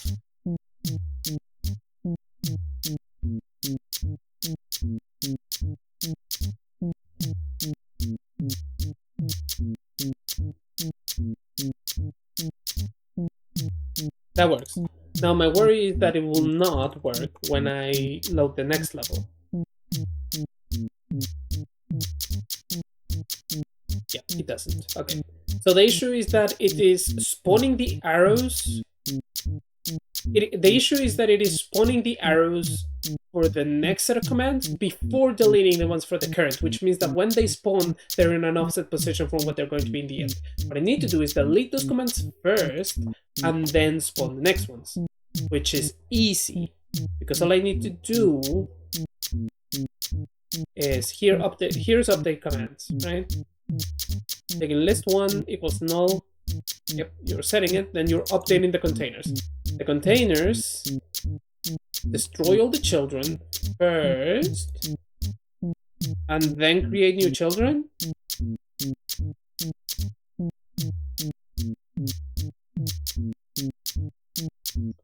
Oh, hold on. Does instantiate happen immediately and then destroy get queued up later for the...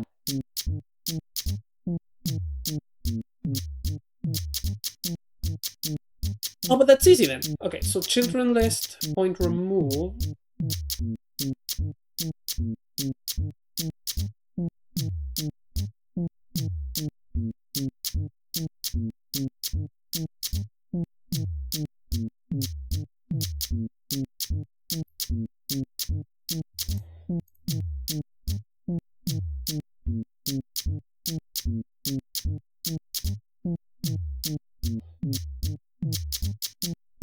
Okay, what does this code mean? I kind of don't know. You have this list of children that is just an empty list of transforms. You're taking the transform components.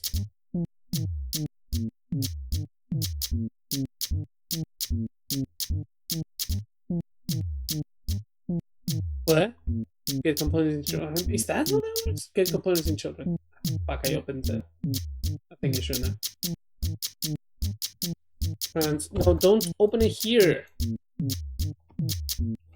Transform. Okay, show me the transform component in Unity. Yep, right there. I need get components in children. Get components in children. Get components in children. Yep. And what it does is you...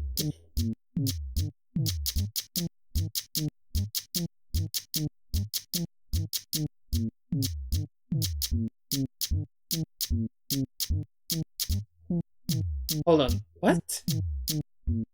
That's not how you call this. Remove from the children list container point transform. So yeah, you're being given one of the two containers. You're calling the get components in children of type transform. You're putting them in children's list, presumably, but what that would have to be written as is this as equal here. Because if you pass it, is there an overload version of this? Yes, there is. Okay, a list to use for the return results. Allows you to supply your own list to be filled with results. Okay. So that's fine. So that does work. So you're populating the children's list with all the component transforms, and you're removing the one for the container itself because we don't want to delete that one. You're taking all of those and you're flagging them to be destroyed. For each child in children's list, you're flagging all of those to be destroyed. Right. The issue is that you're flagging them for destruction, but you're not destroying them right now, but you are instantiating the next ones right now. And that means that there's going to be one frame where both of them exist, and that is going to cause the unpositioning. But I can make it so that the layout group ignores them by having those components no longer be children. So what I can do is take this child transform, take its parent, and make it equal to null. And that's going to make its parent just nothing.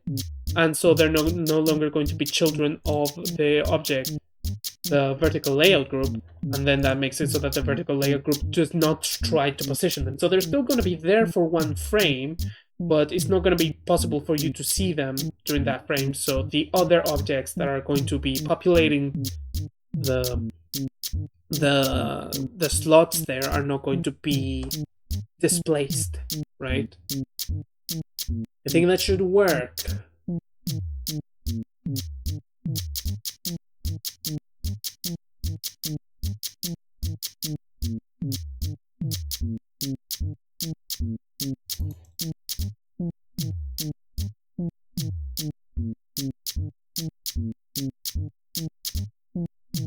Perfect.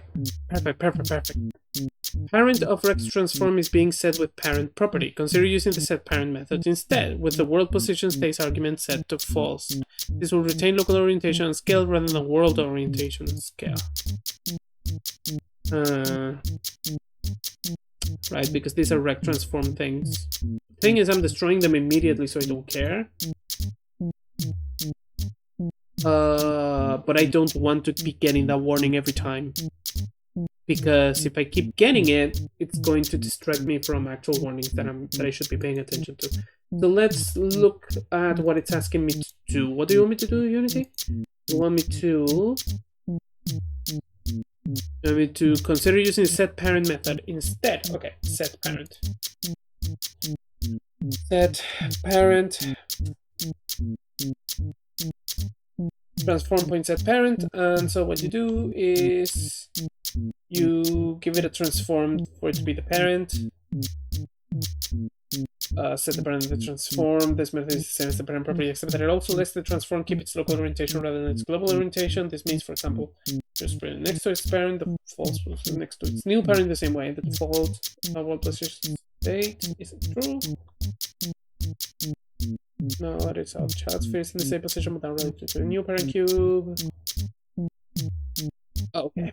So yeah, I can do that. So it's just the same as the set parent property, right? So I should be able to give it null. Child point set parent. And then I just give it one of these. Right? And then that should give me the result that I want without printing a bunch of warnings to the console, which I don't want.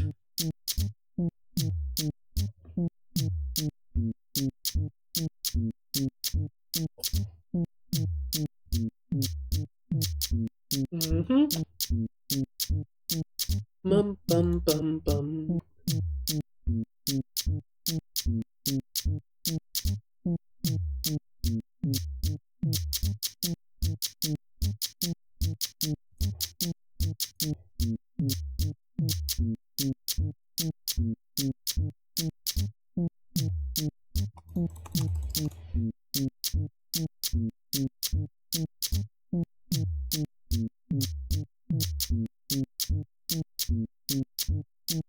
And no warnings. Okay. Perfect. So that works then. Okay, that's a lot of fiddling for a thing that only takes effect during exactly one frame, isn't it? It's kind of an issue. It's kind of annoying. But that means that we're done with adjusting the main menu. There are things that could be better, but overall, I've gotten to the objective and what I want to do. So next, in the to-do list, we are going to be doing, and this is exciting because I have a bunch of ideas for how this is going to work. We're going to be doing sound system.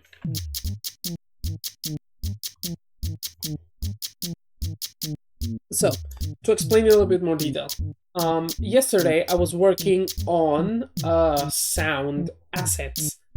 Since I want to keep it very simple, since I don't have a ton of time to think about sound design, I just made a couple of notes and a couple of things. And I didn't make music, but I'm hoping that they can be used in a way that is going to resemble music in a way that I think could be interesting. So let me create a new folder here that's going to be called audio, and in there I'm going to show you what all my assets are like.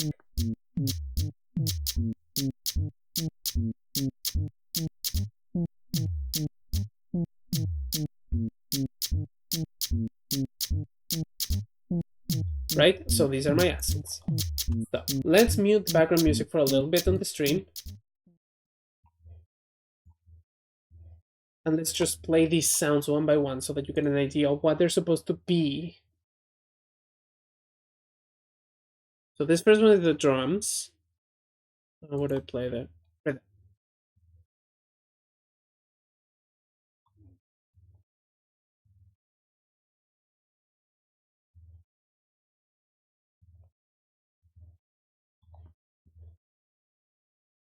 there.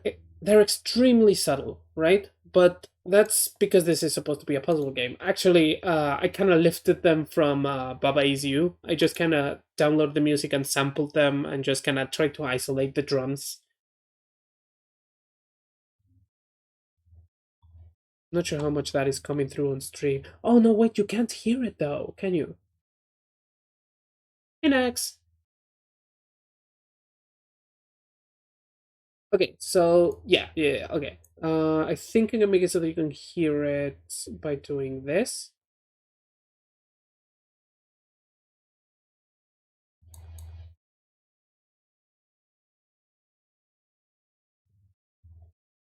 Yeah, okay. That should make it so that you can hear the sounds. So these are the sound effects that I've been making, right? It's this. Yeah, you can hear it now, right? That's just a bass drum, snare hit, or just I don't know exactly what it is actually. It sounded like a snare hit to me. So you have these really subtle drums, right? And they're gonna be just kind of constant. Well, had a hell of a storm here. Jesus, did it rain a lot? Isn't it summer for you? That sucks. Actually, I did hear that there's like a huge storm in America. I don't know exactly where, right? So saying America is kind of like it doesn't help much. But I did hear from some people that they were having like huge power outages and shit. Um, so be careful. So anyway, I have these drums, and they're very subtle, and they're going to be just sort of constantly playing at a very steady rate, and just kind of sort of randomizing to create the idea of a song without actually being a song. Then I have these two folders of highs and lows. Yeah, I got wholly soaked and had to toss stuff in the dryer. I need to dry my shoes. Yeah, do that. Also, like take a warm shower or something if you can. Then I have these other sounds. And if you're a bit of a music nerd, then you're gonna know what these are already just from the names. But I have high sounds that are just this high tone, right? They're actually a theremin, and I have this low sound, which is like a theremin but like with some reverb. And so the idea is that different gameplay situations are going to play different between the high and the low ones, and then I have them categorized as either dominant or tonic. So the dominant ones, they play a dominant chord, right? And so a dominant chord, if you know very basic music theory, a dominant like it's the like as basic music theory as you could get, right? Um, without it being just like no, this is a major scale, right? But like very basically, a dominant chord is a chord that is generally considered to want to move to the tonic, right, of a scale. Within a scale, the dominant chord wants to do that, right? So if you play a dominant chord and then you play the tonic, you get this sense of resolution.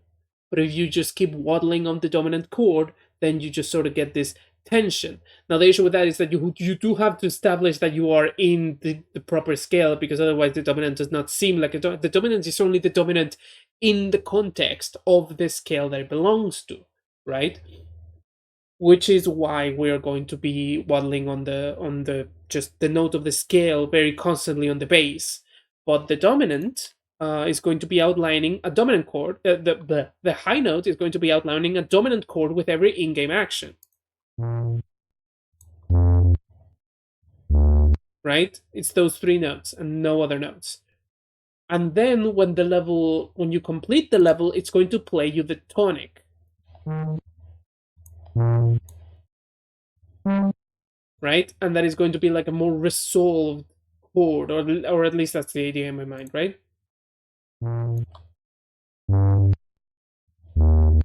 The effect is going to be more noticeable when you hear them together. And now the reason for having more than three is that if I'm constantly just playing randoms of these three notes, it's going to seem a bit repetitive.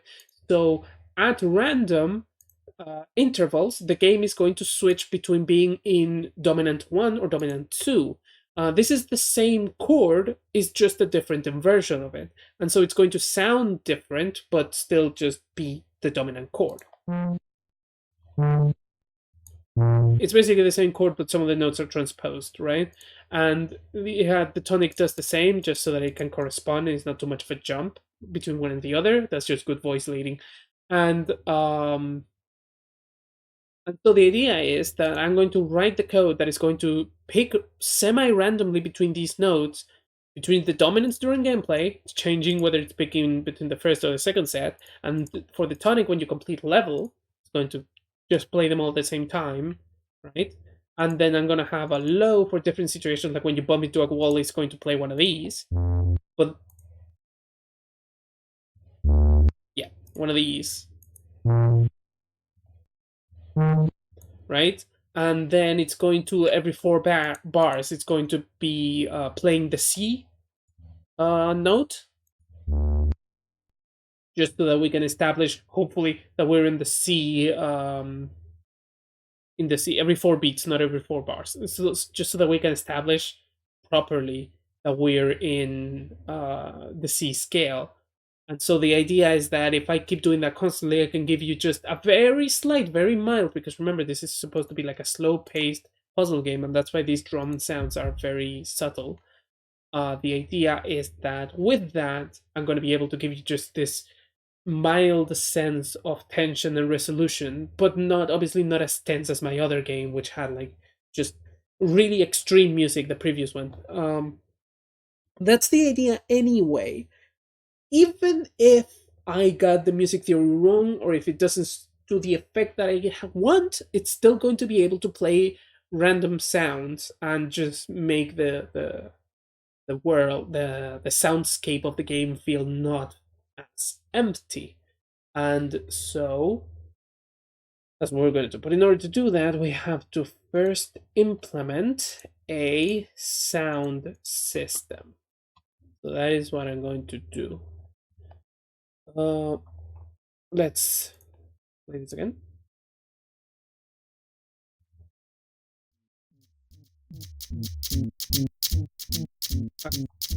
So, when I say implement the sound system, I'm actually going to cheat, because I do have a sound system from a previous game. So I'm just going to copy that script into the game, and we're going to set it up nicely. It should be an easy thing to work with. And then all I have to write is the logic for when to play each sound and playing one or the other. So I'm going to have, if I just have to find that script, right? I'm pretty sure that I used it for possible.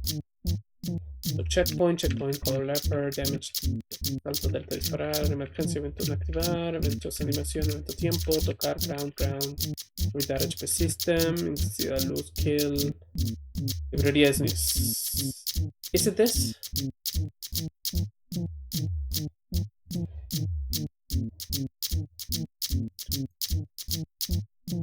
Get return sonidos, random range, 0, sonidos.length. Yeah, and then do we have a play sound if close? Is it this?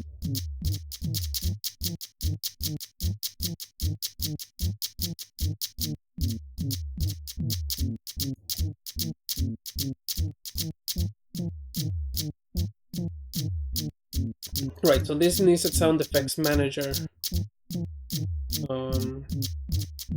which is, yeah, this, and a sound lib player apparently.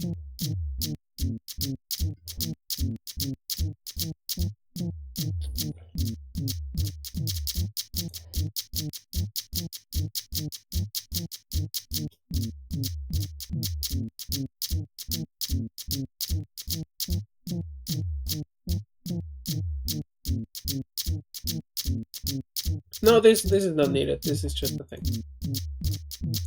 Okay, so yeah, these are the two things that I'm going to need. So it's librería de sonidos. You can tell that it's in Spanish. Librería de sonidos and sound effects manager. Those are the scripts that I want to copy. So librería de sonidos is right here. These are ones that my professor wrote, but they're fairly simple. And sound effects manager. Yeah, he wrote for the whole class this base that we were supposed to work off of, so that's why I have these. And so that gives us two things. And so what that... Oh. Just take it a bit.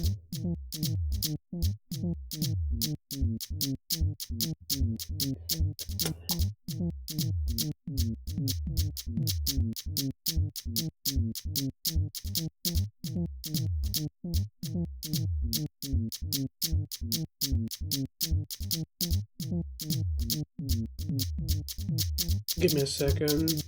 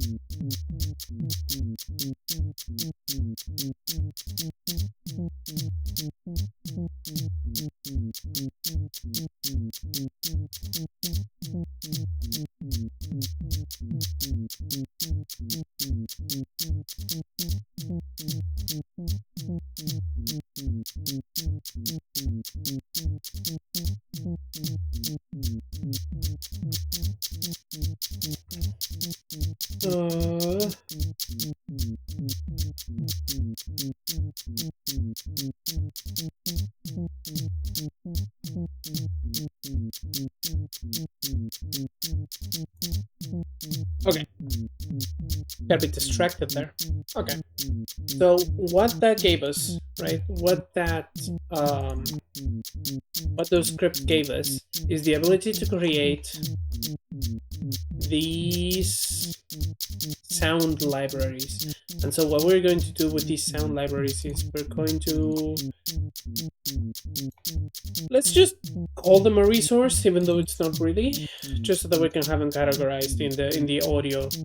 So what we can do with this sound library is we can create lists of many sounds and just with a single function call play a random one of them. So we are going to need 4 of them. This is going to be... No, we're going to need 8 of them. 1 for the highs and 1 for the lows. We're going to need tonic 1, tonic 1. Going to need tonic 1, tonic 2, dominant, so we're going to call it dom 1, dom 2, and we're going to need these 4, but for lows. So we're going to need rename low tonic 1, tonic 1, low tonic 2. We're going to need low dominant 1 and low dominant 2. So rename low dom 1 and low dom 2. And then we can just populate them with the sounds that they each should have. So 3 for the dominant 1. Let's just dominant, yep. So it's going to be like this. Dominant 1, dominant 1, 2, dominant 1, 3. So this is just the base chord.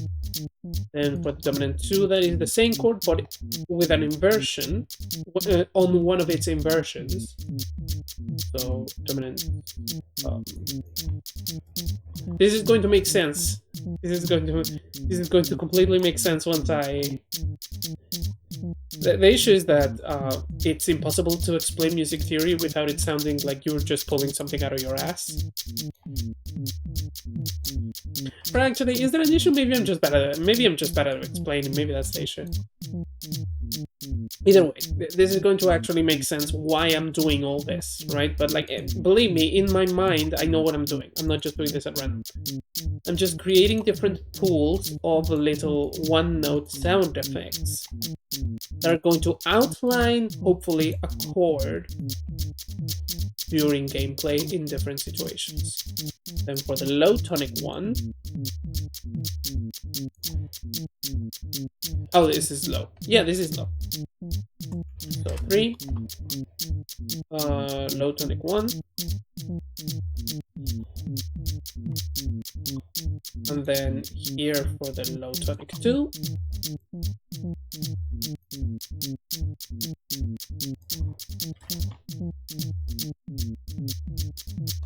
For some reason these are named 1, 4, and 5 instead of 1, 2, and 3, but it doesn't make a difference.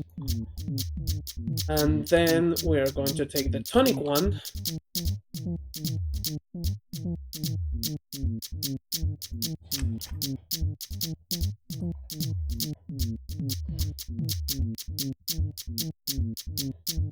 and then we're going to take the tonic 2,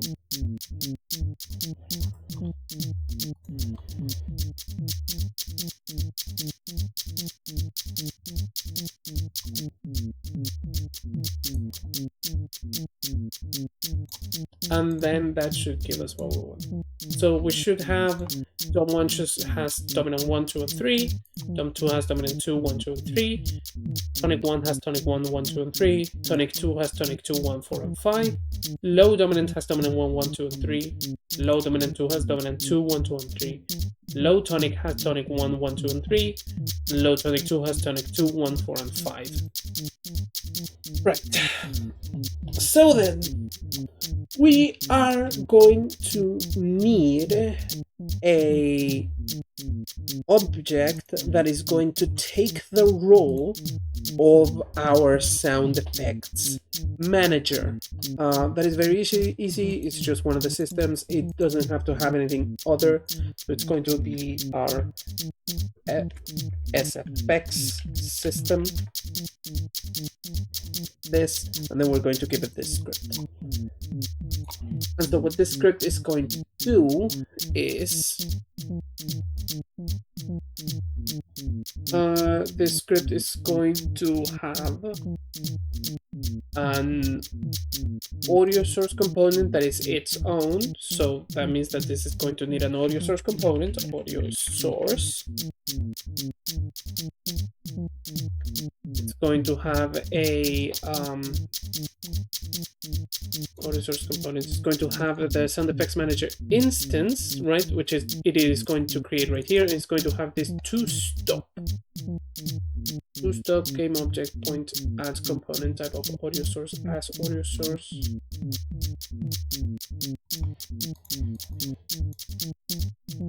Oh yeah, this is a different thing that I made after. That's why the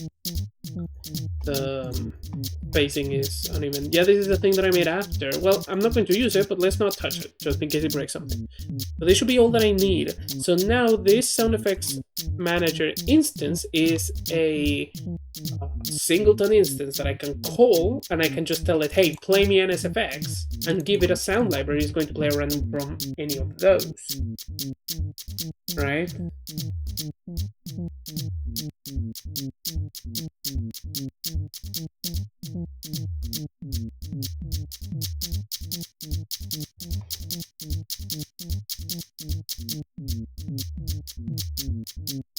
Yeah.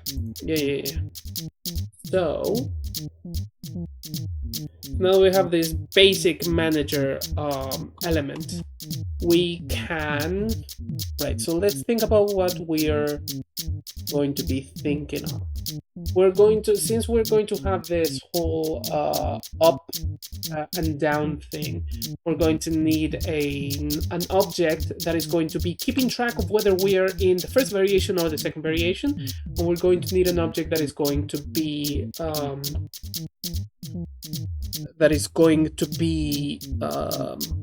keeping track of whether we are on the dominant or on the tonic. We're going to be on the tonic at the end of the level, we're going to be on the dominant during the level.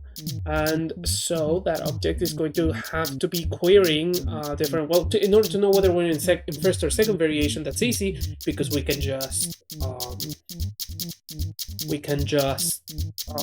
that's just the random times. That object can just keep track of that by itself. But in order to know whether we are at the level or at the end of the level, it's going to need to know whether we are in the end of the game sequence.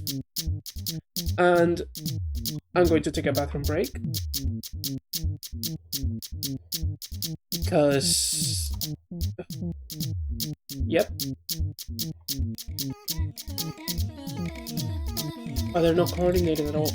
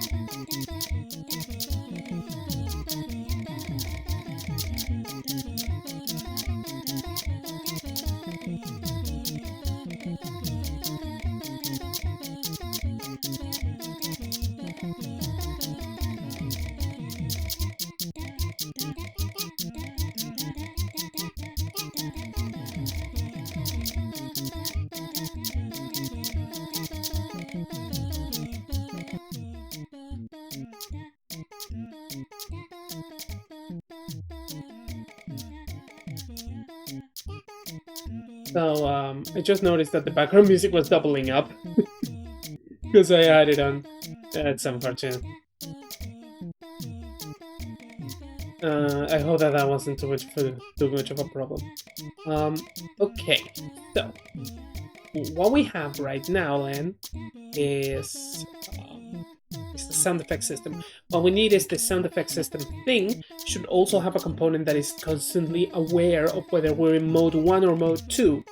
So yeah, and so that is the one that when objects want to play a note, they're not going to go through the sound effects manager, they're going to go through this intermediary, and this intermediary is going to be telling the sound effects manager which library we're supposed to be playing from, right? So we're going to need to write that as a script.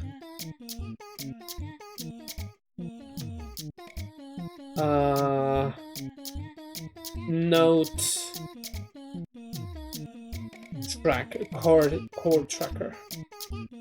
What's a good name for that? It's a thing that is an intermediary, right? So it's, let's call it, it's effects Interface? No, it's too generic. SFX. Uh, Note picker. Note picker. Which sounds like a slur. Just for no reason. Oh, the layer. Yep. Forgot to turn it off. There you go. Uh, uh,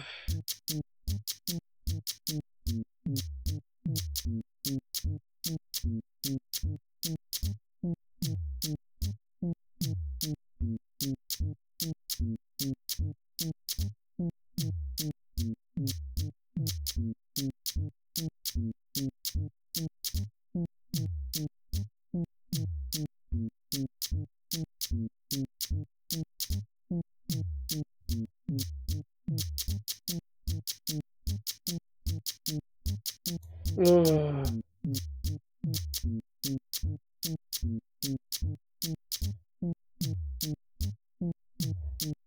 okay.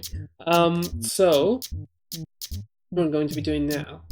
We are going to. Oh, I forgot to take away that screen. That seems to always happen. Okay. So what we're going to be doing now is we're going to be coding this note picker. Whoa, you okay, buddy? What the fuck's going on? Why did that lag so much? Okay, okay, so we have this note picker, right? So this note picker is going to need a couple of things. It's going to need to know, yeah, it's going to need a variable, right? We could probably call it an enum, right? Just so that we are, um, just so that we are using them, so that I can have it as like a different variable type, right? So then we're going to do public enum, and we're going to need dominant or no chord type, and it's going to have two types, and it's going to be dominant or tonic, right? And so those are the two types of chords that we're going to be able to have. And then we're going to need a public enum pitch, and we're going to have two of them, and it's going to be high or low, and then we're going to need a public enum inversion, which is the inversion of the chords, right? And it's going to be first, just to use the music theory terms, right? First, and I don't remember what the other one was, so let's just call it other. I know that the other one was in first inversion, which is not inversion, no inversion at all, right? If I'm using the terms wrong, honestly, it doesn't matter, so long as my naming is consistent. So, this note picker is going to be holding a variable of which, well, the first thing.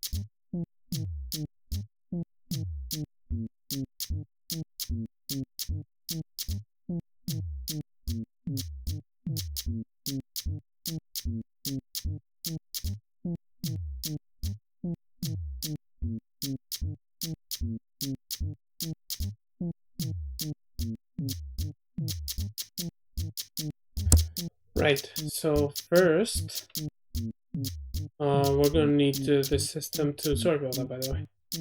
First, we're gonna need this node picker to be keeping track of whether we are on the first or the second inversion, right? So, actually, this could probably benefit from being a singleton instance as well.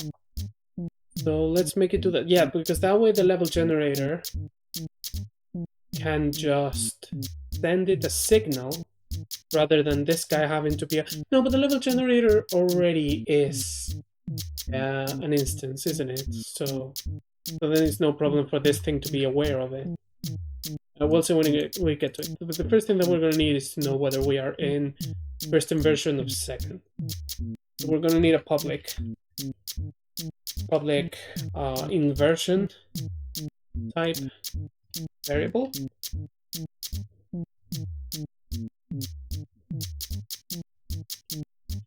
For inversions. An inversion type variable is going to start as... Actually, should it become public? Current inversion. Going to start as first. We're going to start in first inversion first, right? And so we're going to also have a timer. Yeah, a timer in seconds. And this is going to start as minus... No, we're just going to have a timer, right? So float timer. We're going to have also a timer range. So this is basically the range of times that are possible for us to have between switch. So like, we don't want it to always be at the same, to be switching between one and the other at too even of times. We don't want it to be every 3 seconds always. Sometimes we want it to be staying in one inversion for longer than the other, right? To make it less even. So we are going to have that. So let's have... So we're going to need a range of times. So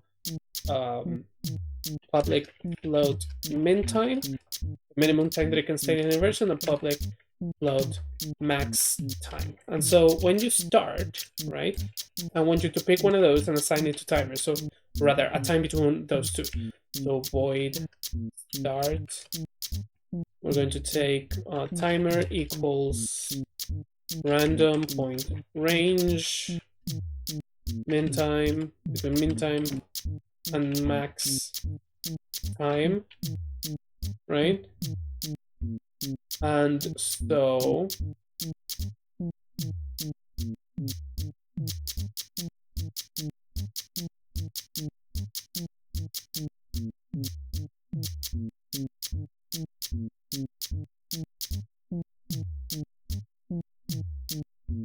right, and so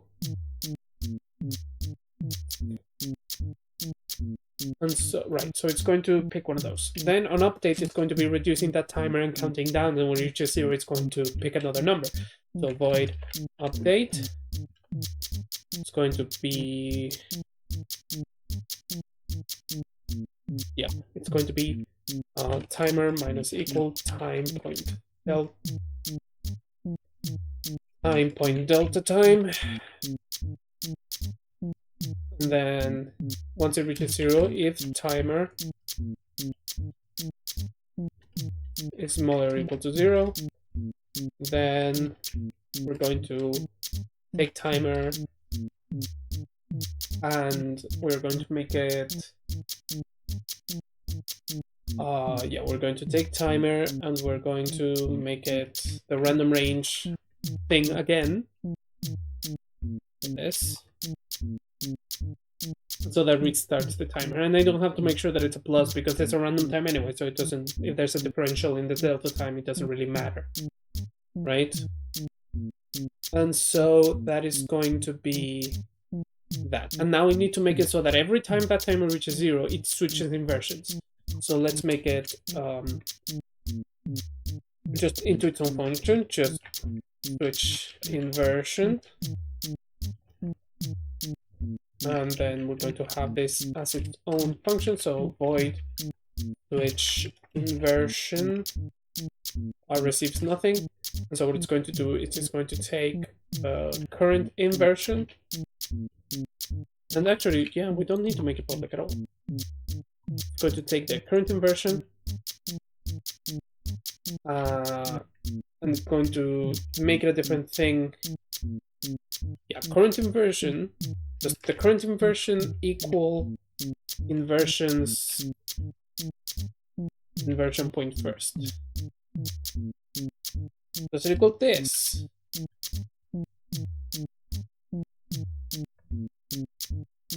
Current inversion equals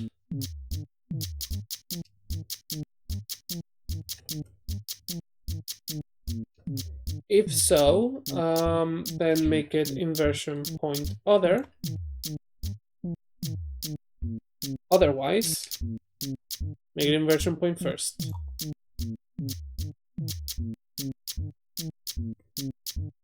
I think that's how you write lambda no, those are not lambda statements, actually, are they?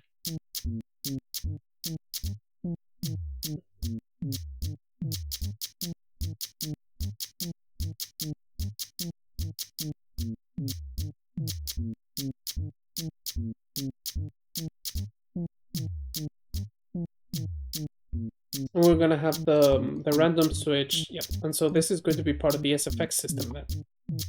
So this is, what is this file called? It's the note picker. Oh, I think I already added it actually. No, I didn't. Okay. Note picker. Yeah, we want to add it to the SFX system. And so the time that we're going to wait is going to be between, let's say, 3 seconds and 5 seconds. And so we should see change the other variable here when I open debug.log, right? So let's see if that's working. So you see first, when this timer reaches 0, it changes to other. First, other, first, other. Okay. So maybe the change between 3 and 5 is a bit too much, too little, too even. So let's make it between 3 and 10. We'll actually have the opportunity to test it when we are actually adding those sound effects and making them played, right? But what we need as well is a thing that is constant. We need a timer that is just constantly running, right? And so that is going to be playing drum sounds as it goes. So the idea is that we're going to hook the scheduler to that timer so that it plays the arrows on that time as well, so that the sound effects line up with the little drum beats. But let's just have the beat player. Let's just call it the beat player. We're gonna call it beat player, right? And so this beat player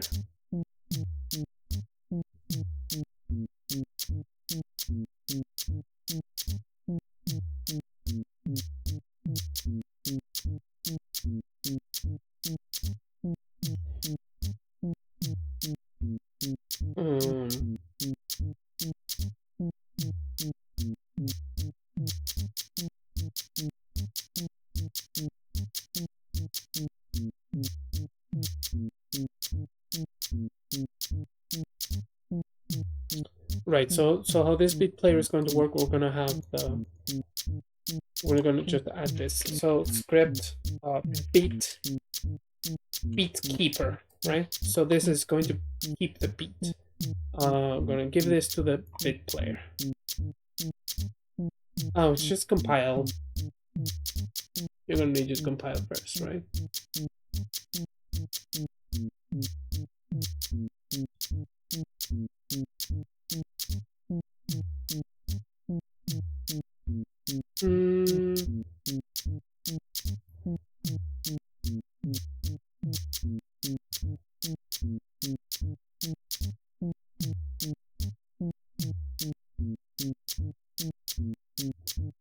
So yeah, so now we have this beatkeeper script. And so this beatkeeper script is just going to be given, it's going to be given, so it's going to need a float, and that float is going to be the time in between two beats, right? So public float beat time, and this is just the time. So time to next beat, we're going to need another float variable, and this one's going to be private. It's going to be the time to the next beat. Time to next beat, right? And so we're going to need to initialize that on start.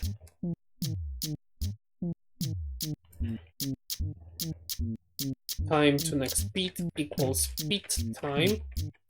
And then on update, we're going to have to be making it work as a timer. So update time to next beats, subtract the time passed between frames, and then if that time is smaller or equal to 0, then add to it the beat time, and so that's going to ensure that it's going to keep playing, right? Now the idea is that anything that I execute inside of here is going to be playing on a constant beat. Also, we need to save this. Why though? I didn't change anything, or whatever. It'll be fine.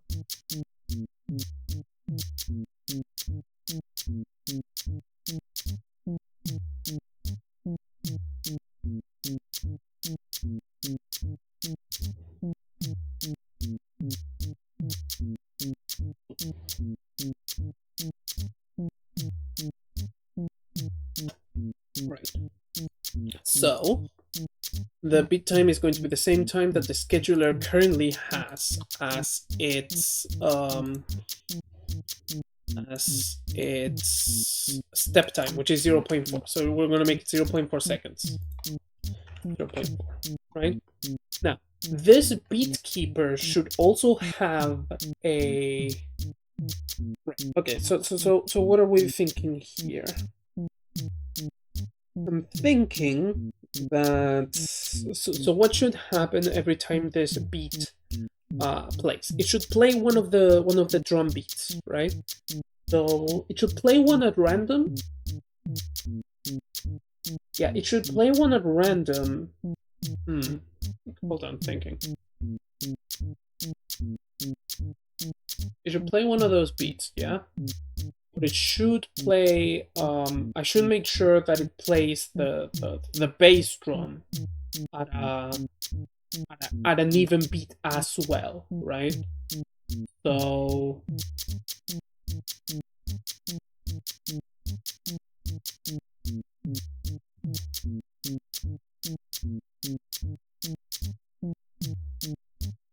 beat time.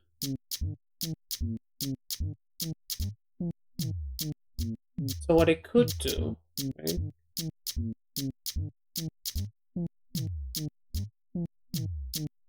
Okay, so let's do this. Let's just check a couple of things. Just kind of to see how often it is, if it is too often or if it's often enough. I should double that number, right?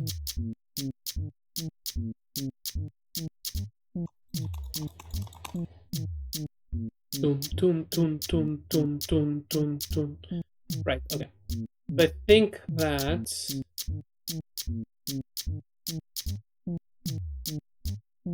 Okay, let's make a library of sounds, right? Make an audio library. where this is going to be drums, right? And so to this one, we're going to add all 3 of our drum sounds that are these 3. And so every time a beat happens, we're going to go to the SFX system and play a random one. So every time this happens, we're going to yeah, so we're going to have public drum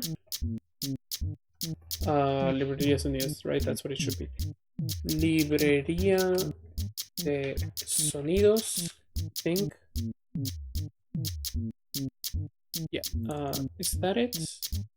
Is that the type of, yes, it's okay. So librería de sonidos type thing, and we're going to play, this is going to be the drums, right? So drums. So the idea is every time this happens, you play a drum beat. So like you go to the other script that doesn't have my nomenclature, the sound effects manager. So you go to the sound effects manager instance and you tell it to, shit, how did you do that? Let me check. It's on play sound if close.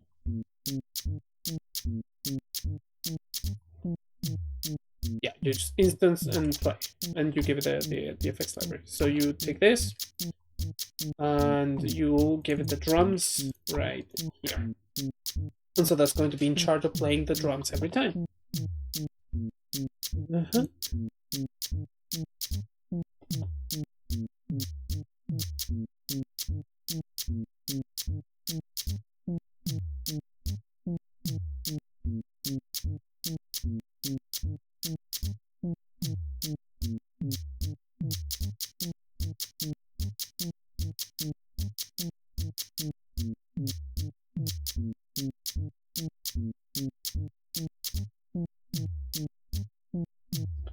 So now we give this the drum library, and then we lower our background music for this. And then we should be able to hear this drum beat just kind of happen. We'll see at what speed does it happen.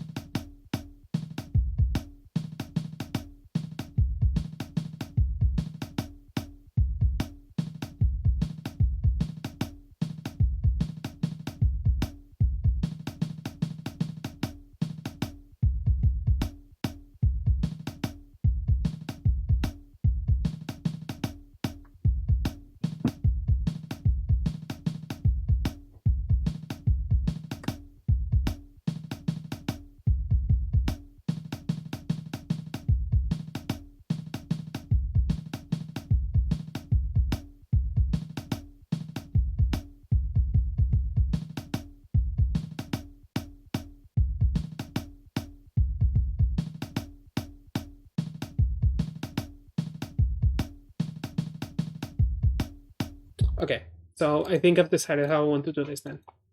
So we're gonna be playing without background music now while I'm handling this, just so that we're gonna be doing this without the background music, just so that I don't have to turn it on and off every time. So what we're gonna have is we're gonna have this drum library, and it's going to have everything except the bass drum. The bass drum is important for keeping the beat. So in order to manage that, we're going to need to take it out of this, and this is going to play one of these random 2 sounds.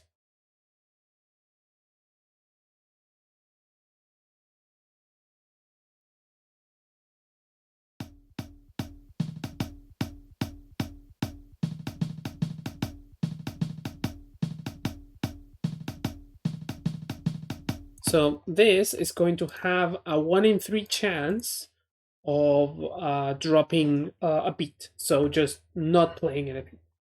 So then we're going to have another public variable that is chance to drop, public int, right? Just chance to drop. And so And this is going to be the chance to drop the beat. Drop one of the beat sounds. So then we're going to have a new function that's going to be play drum beat, right? And so on that function, we're going to drop it if we need to. So play drum beat. It's going to, oh, that's not what I wanted to do. I have to copy this, not just delete it. So then play the drum beat, play drum beat. And so you do that, and then on the other one, on function, we're going to void play drum beat.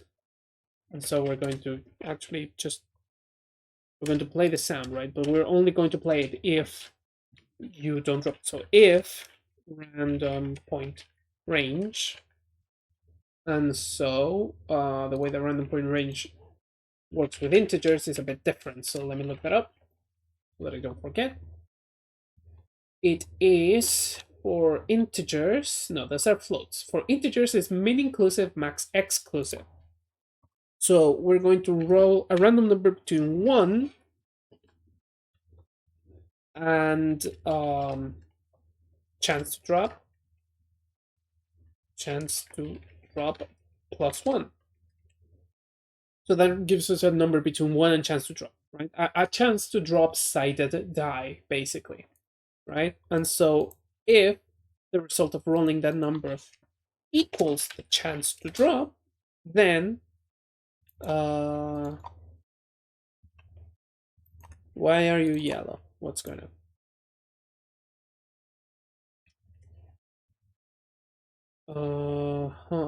Oh, I know why. It's because of this.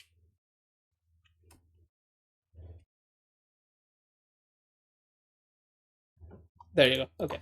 So yeah, if that number equals the chance to drop, then Jesus, it's really dreary without the background music. Maybe I am going to be turning it on and off. Okay, so yeah. So if it drops the beat, then it doesn't play anything, but if it doesn't, then it plays those sounds. That's what this function does. So that is for the upper beat, but then on the background, we're also going to have a bass drum playing every certain number of notes. So we're going to have another public variable, public int bass beats, bass beat interval. And so we're going to have int beats to next bass, right? And so when it starts, those beats to next bass are going to be equal to the bass beat interval. And then each time you play a drum beat, you're going to reduce that number by 1.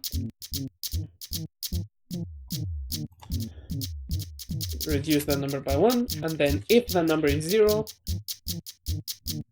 then you play a bass beat. And so we're going to need that audio source. So public audio source. Is it source? No, audio clip, right? Public audio clip bass beat, and then you play it. So this, I think that you could just give this an audio clip and it would work, right? The sound effects manager. Yes, it does. Okay. So you just give it that. You give it the bass beat, and then you reset beats to next bass to the beat space interval. So that's gonna be like, I want to play a random beat, a random drum sound every 0.4 seconds, but every 3 of those sounds I want you to also play a bass drum. Right? And so I should be able to do that now.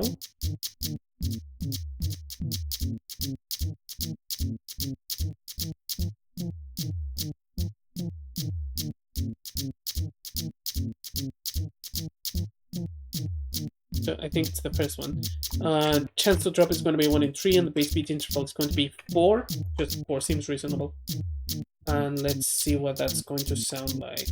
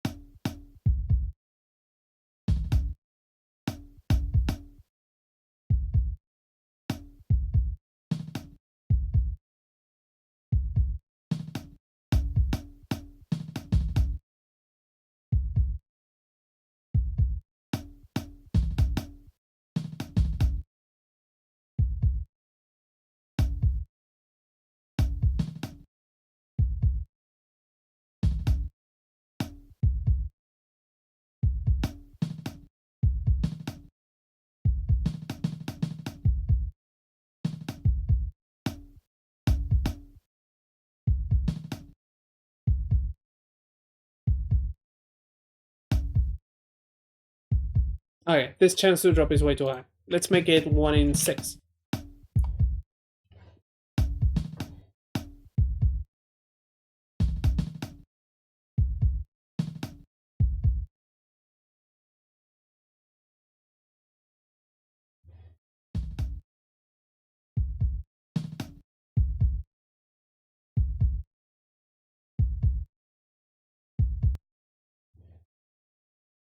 Oh no, I'm silly. No, that's not. I wrote it backwards. It shouldn't be equal. It should be not equal. Because when it is equal, you drop. So that's when you don't do.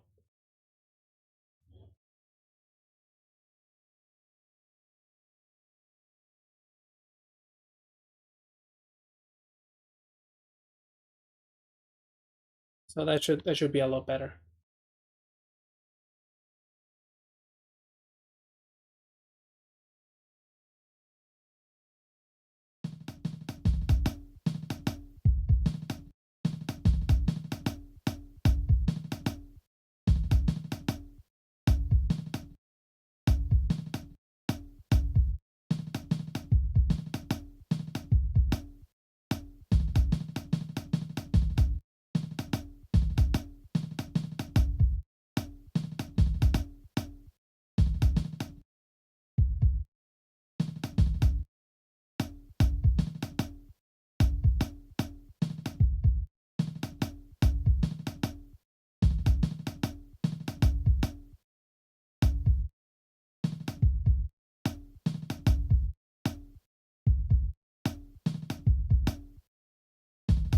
Okay. So here's my last experimental thing. I think that in order to establish the C major as the uh, key as the scale that we're going to be working into, I'm going to be wanting to play a C note kind of constantly every other beat, right? So if this happens every 4 beats, this should happen probably every 4 beats, but offset by 2. So let's do that. Let's create a new sound library, and this one's going to hold all the C tones, right? And so I'm gonna have to listen because I forgot which ones they are. But I think okay, let's get a C. Just YouTube, just virtual piano, right? Play me a C, and then I can match them. Virtual piano. Yeah, just give me a C note, please. I could have opened that MMS actually.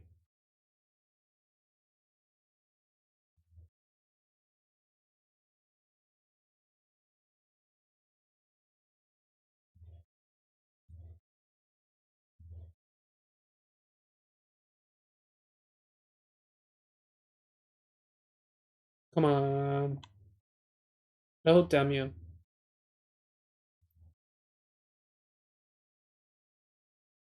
Okay. So give me a C note, which should be this. Okay, so that's what I'm looking for. Da, da. Oh, what an idiot! What am I thinking? These are transposed. They're not gonna help me. Um, Shit. Actually, okay. No, actually, I do know which ones they are because they're the ones that are going to match the base of the tonic, and the base of the tonic is the lowest one of the tonic, of the non-inverted one. So, boom, boom. That is C. So each one of these should have a C in them, except for the dominant. But each of the tonics should have a C. Boom. And then for this one, for the other tonic, it should be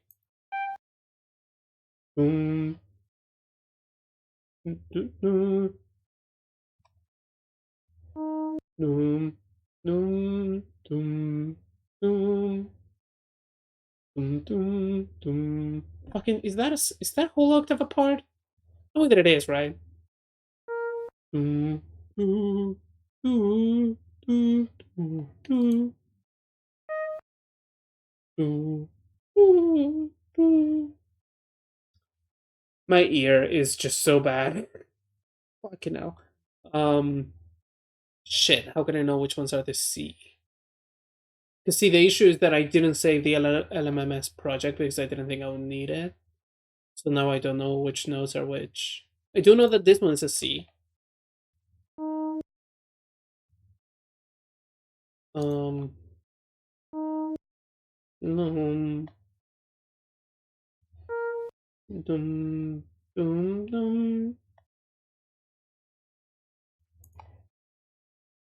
dum, dum, dum, dum,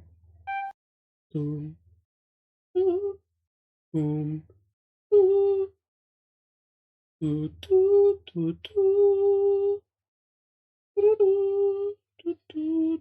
dum, dum, dum, dum, dum.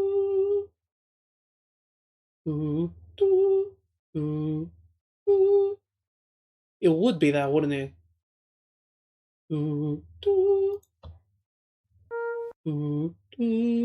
No, that's different.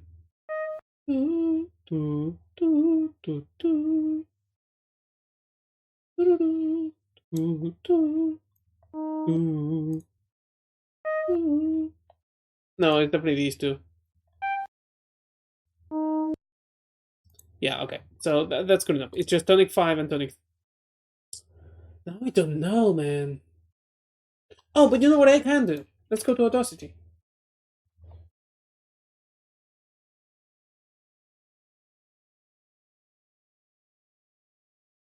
So I load the tonic. I load this one in Audacity, and I load this one in Audacity, and then I play them together. And I don't know, but if I take this one and I change the pitch of it so that it's from a high 5 to one octave lower, I get. They're definitely not the same note. So it's not tonic 5. So then is it tonic 4?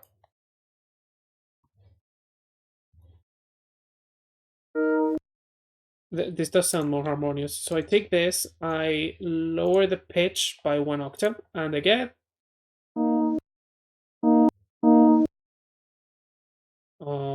Can't quite tell. Put them one in each ear.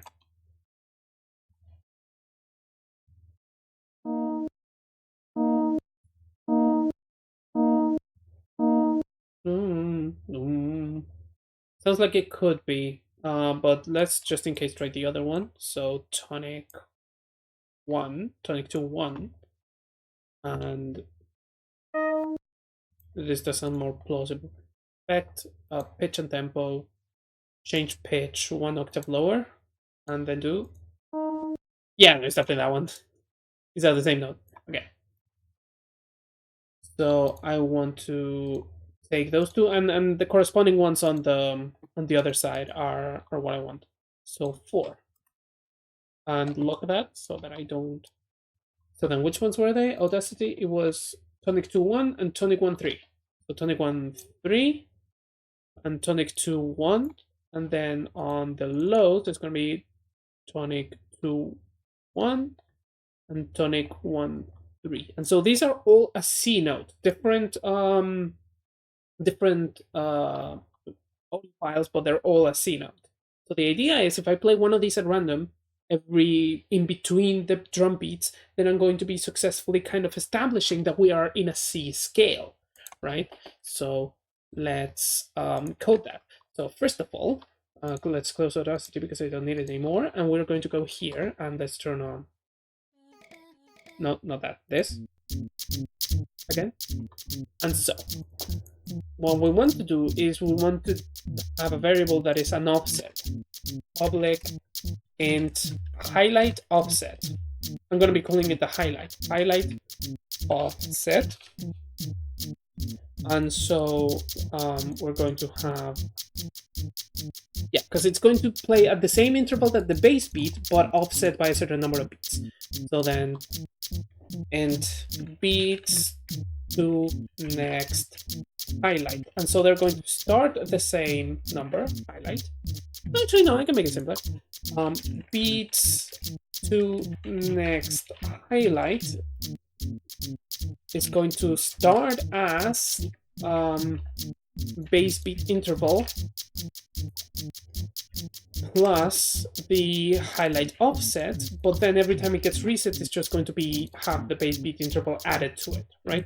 So then each drum beat, you're going to take the beats to next highlight, and you're going to similarly do minus minus, reduce them by 1. And then if there are no more beats until the next highlight, that means that you should play it now.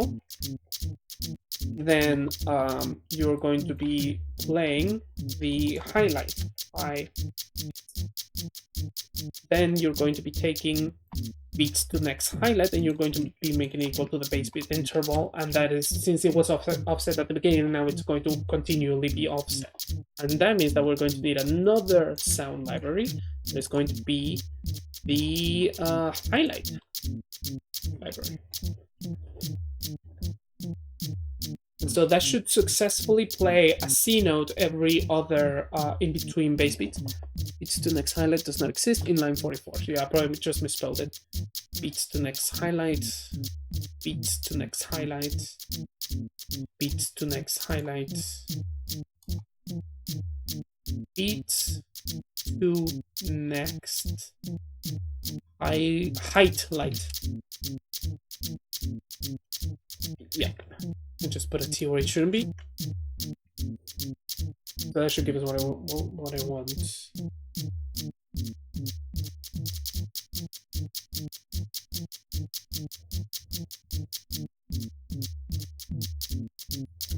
Beats to next highlight, height light. Okay, so I put it somewhere else. So it's line 41 as well. Yep, there it is.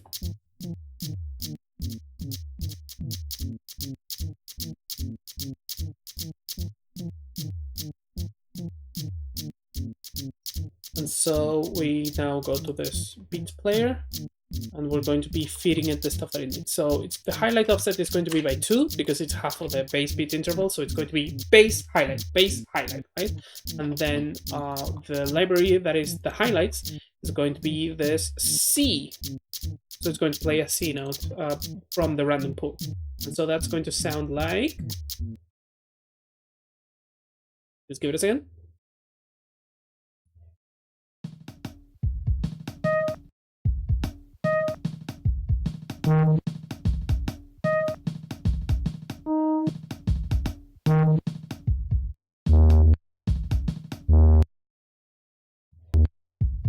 Yeah, that was me clicking away. That's why it stopped making noise. Okay, hold on. Give me a second. So let me see if I vibe with this. It's kind of a weird way to handle it. Like, it's not music that I'm writing. It's actually very extremely generative, but not generic. Generative, is that the word? Like, it's being procedurally generated is what I'm saying, right? Which sounds impressive, but actually just means that I couldn't put the effort to write a song.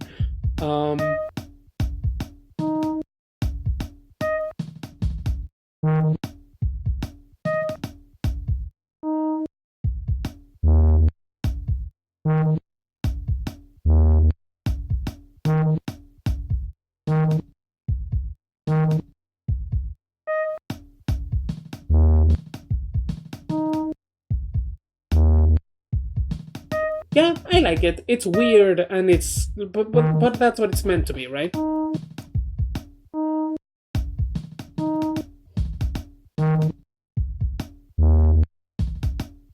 Okay, so we're gonna need sound effects for all of those cloud puffs as they appear, but we're not gonna bother ourselves too much with that right now.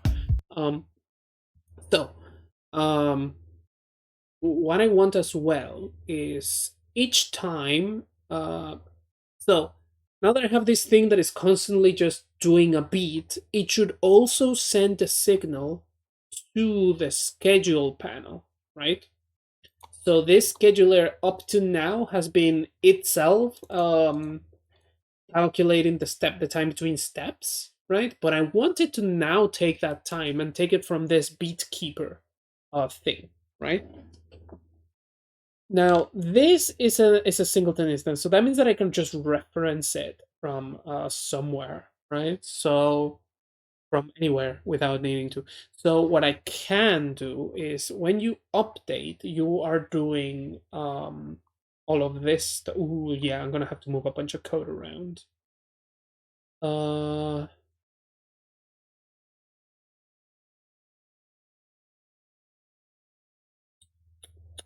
yeah, because the danger is that I generate a command and there's a beat that's too close to the command, and so the command just happens instantly and it doesn't have a time to go into the panel to the left, right?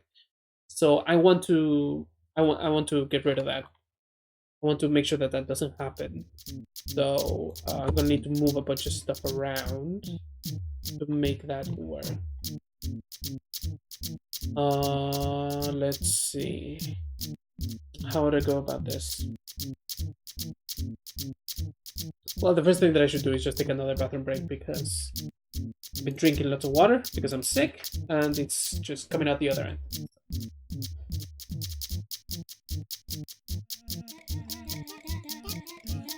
God, they're just completely discoordinated now.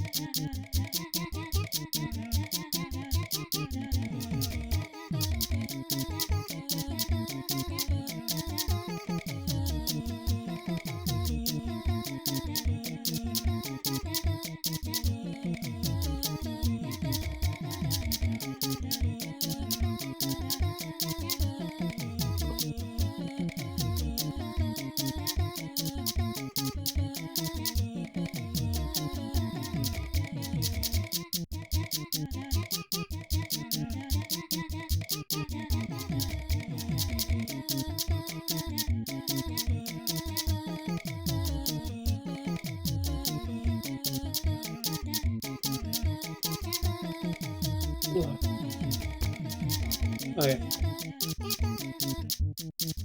Okay, we can do this. Right. So, what we want to do now is we want the scheduler to be, rather than keeping its own timer, we want it to be receiving the beats from the beat keeper. So we're going to need a public function that is going to receive them. So public void beat, right? So on that beat, what you're going to do is if waiting commands count is larger than 0, etc., do all of this, right? And then for each pending arrow, yeah, this should happen every time during update. So what we need to transplant really is just this, right?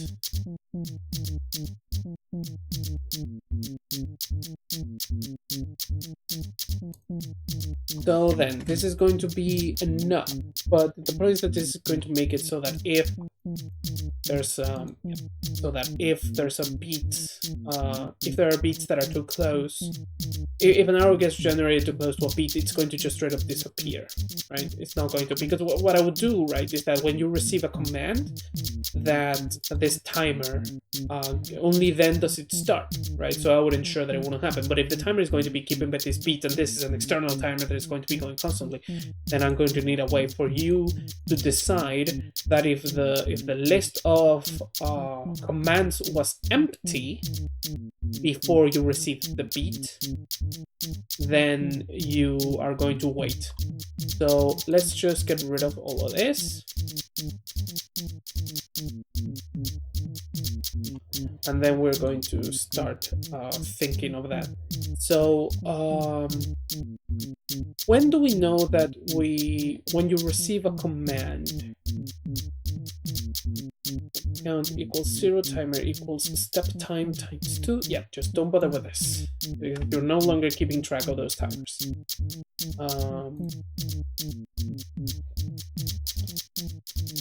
Yeah, waiting commands, point count. So we're going to be taking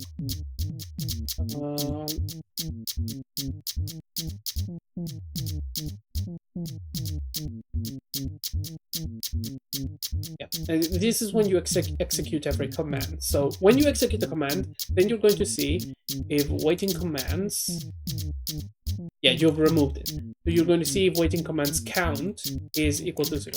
So if waiting commands count equals 0, then you're going to do a thing. Then you're going to do, we're going to have a variable that is, first of all, we're going to remove this step time, we don't need it. And we're going to also remove this timer, we don't need it. But we're going to add a new variable that is going to be int wait beats. And it's going to start at 2, right? And so, when waiting commands don't point count equals 0, then wait beats is going to be put back to 2. And what the wait beats do is that if there is a wait beat, then you just don't do all the commands. So if wait beats doesn't equal 0, then you're going to reduce wait beats by 1. Let's make it so that it's larger or equal to 0. Right? If it is larger than 0, then you're going to take wait beats and you're going to reduce it by 1. And then you're going to return, right? So this bit of code is only going to execute if wait beats is 0 or a smaller number. And if not, it's going to just do this. And it is only going to be set to a number larger than 0 at the beginning of the game, so it's going to start as 2, or when you execute the last command that was in the queue. So when the command list is emptied, then you put it at 2, and that means that you're not going to execute the next one immediately, you're going to be waiting 2 beats. Then we need to call this function from the beat keeper. Each time a beat happens, you are going to also go to script scheduler point instance, and if that instance isn't null, so if it exists,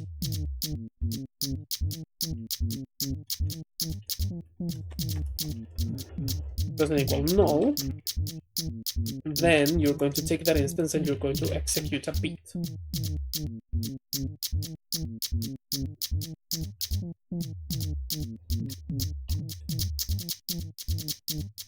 And that's going to make it so that the arrows only get consumed on at the same time as the sound effects sound, which means that if the arrows play a sound effect when that happens, that's going to happen on beat, which is what we want. And I on line 30 forgot a semicolon apparently, so we're going to no, because that's not the beat keeper, it's here. Okay, yeah, it's this. Man, facial capture is kind of jank, isn't it? Console, step time. The name timer does not exist in current context, and that is script scheduler 28.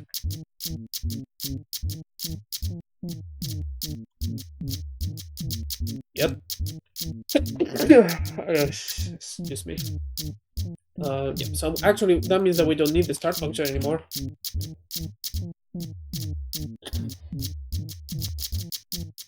And the name step time, which is on line 28. Yep, that one also we don't care.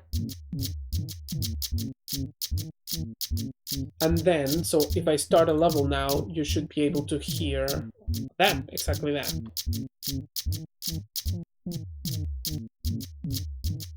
And also, let me just...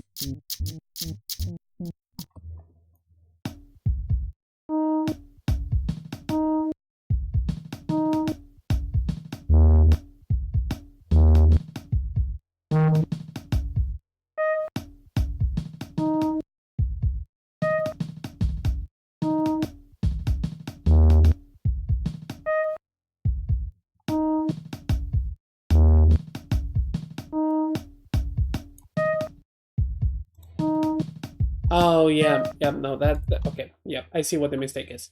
The issue is that this number is being reduced every time, and I want it only to be reduced when the waiting commands is not 0. So if waiting commands is larger than 0, then you're going to check the wait beats, and if we have wait beats, you're going to wait them.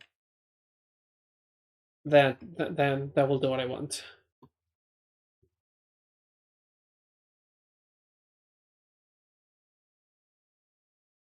Because if the waiting commands are not 0, then there's no point in reducing the wait beats because we're not waiting for anything. It just means that when a command does get sent, it's not going to have those 2 grace period beats to be waiting because, you know, because they've already been consumed by empty beats.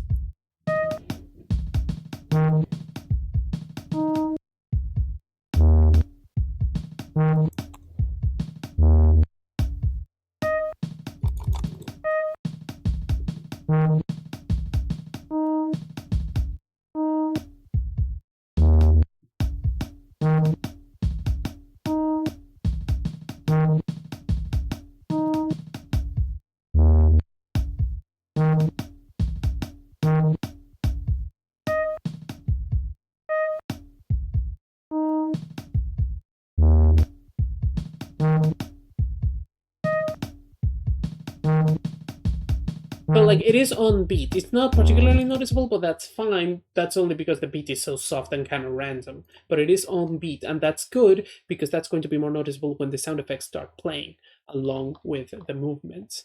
So what we need now is to give this beat keeper. We're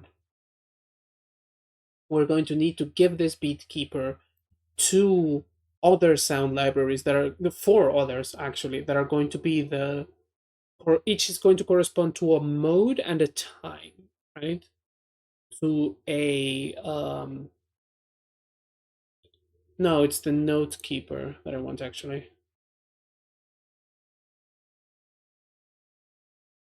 Yeah, it's going to be play note, right? So we're going to need to give it a play note thing. Yeah, we're going to need to give it a couple of functions that are going to be play a note, play a high note, play a low note. We're going to need to give it a high, a low, one for each inversion, and then one for each state, right? So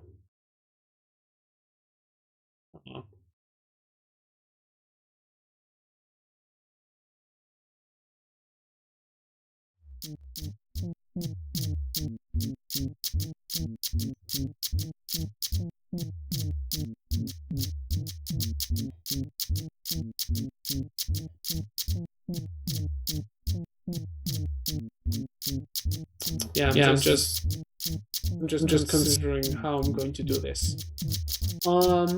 Right. So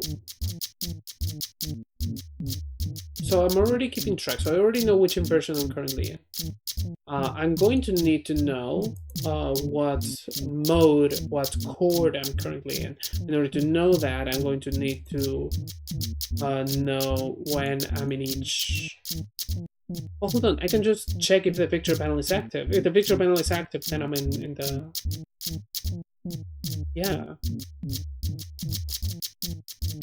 So then the only things that are going to be sent to this thing is not going to be told what the note picker is not going to be told whether it's in one mode or the other.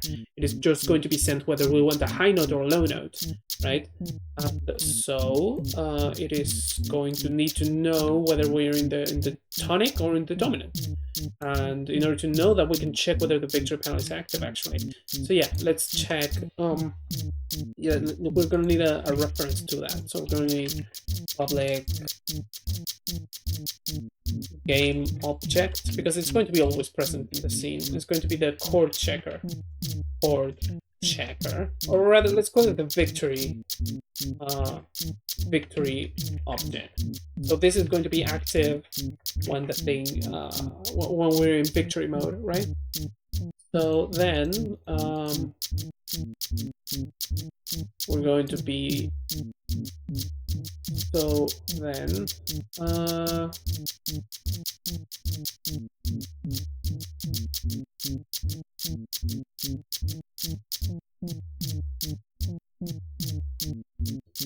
so then how do I check whether a game object is active?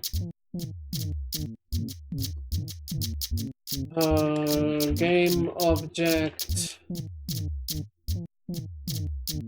scripting API game object active in hierarchy, active self, local active state of this game object. Either of them works, right? So let's say this is read only, so let's just, for the sake of safety, use that. So on update, you're also going to check that. So let's have this. Ooh, I'm fading. That's not good. Too early for that. We are going to have.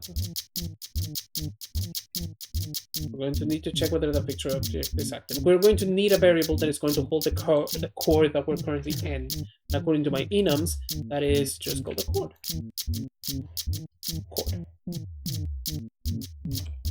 So we're going to have a chord type variable that is going to be current chord, and it's going to start as the dominant, so chord point dominant, right? And each frame we're going to check against it, and we're going to check victory. So check victory. We don't need to check it. We only need to check it on upcoming. We only need to check it on upcoming nodes. So let's just do it then. Check, but we're going to need to call the function anyway. So check victory. So it's going to check whether we are in a victory state. When you check victory, what you're going to do is you're going to check if that means that we don't need to store it then.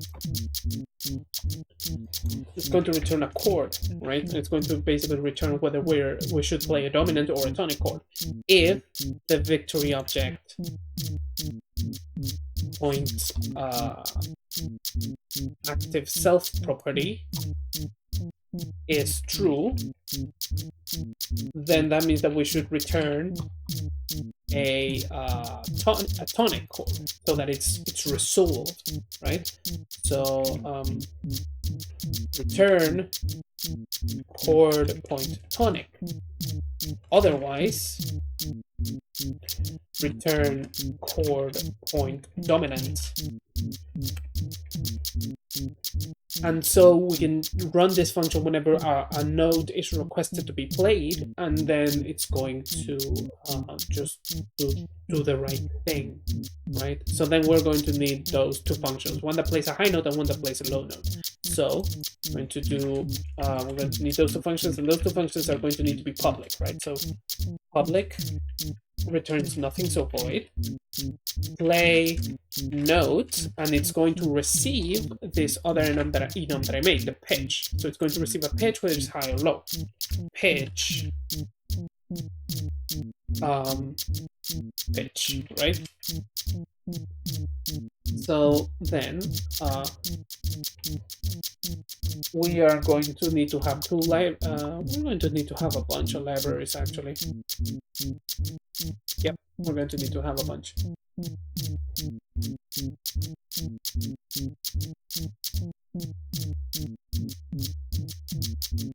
Four, actually, yep. Public sound library, so librería de sonidos. This one's in Spanish, because, you know. So, because my professor, this is one of the ones that my professor gave it to me, so the class is named in Spanish, and whatever, let's just using it. We're going to need 4 of them, and they're going to be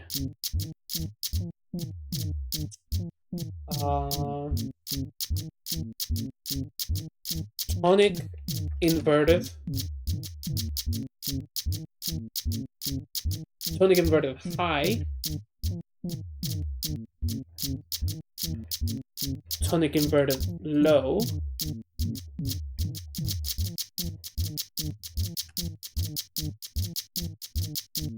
tonic high,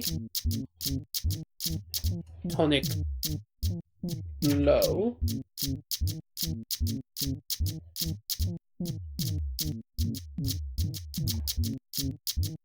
dominant inverted high, dominant inverted low, and then dominant high, and then dominant high and dominant low. These are the 6 libraries that I made earlier. And so which one you're going to play from is going to depend on which pitch you're given, which inversion we're currently on, and which chord victory gives us, right? And so we need to make cases for each of those. So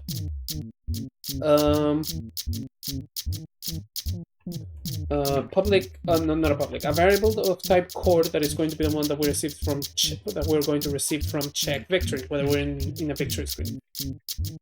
It's going to be called chord, just very creative, and that's going to be that. So the pitch is the one we received for the function, and the inversion is already currently stored. So then we can check if fucking hell, this is going to be hell to write. If, let's just write it multiple lines. I usually don't like doing that.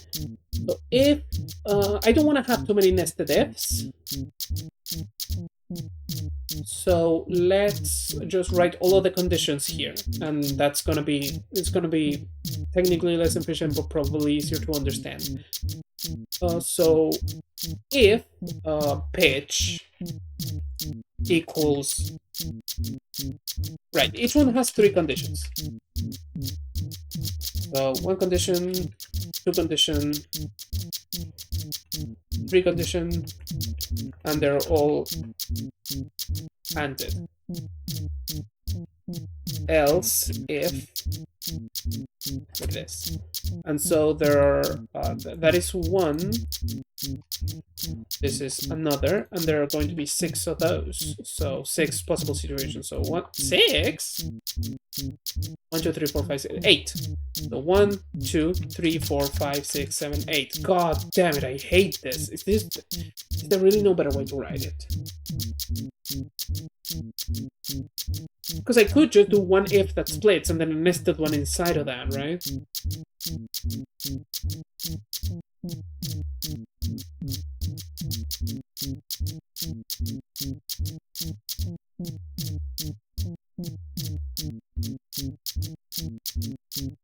Because, like, I just saw myself paste all these else ifs, and I was like, this is some yandere dev shit to do. I am not going to do that, right?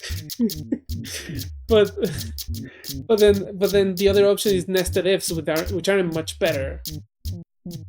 Because I still have to write all of the conditions, right? So, like, I'm thinking, isn't there like a library, like a dictionary definition that I could use? No, you know what? I'm just gonna do the nested ifs. Whatever. It's better. It's not by much, but it's better. So then, if current inventory, current inversion, if current inversion equals inversion point first. Actually, wouldn't a switch be better? Switch. Current inversion. Current inversion. Case. Inversion point first. No, because then I'm going to put an if inside of each of these. Like, inside of this one is going to go one if, and inside another one is going to go the same if.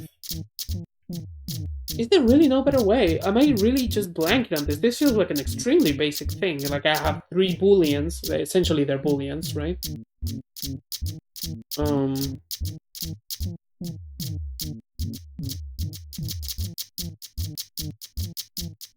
Then I want to check. And I don't want to do the...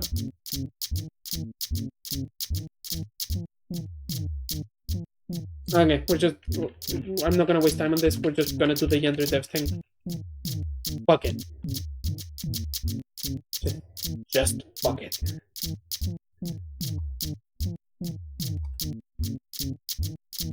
Kinda hurts my soul, but honestly, I know it's going to work, so... And it's not like I'm writing 300 cases, it's just 8. This is just the definition of an unscalable solution. So 3 of these cases are going to be current inversion equals current inversion point first. So equals current inversion point first. So these are going to be this one, and this one. And the other, no, 4 of them. And the other 4, 1, 2, 3, 4, 5, 6, 7, like that.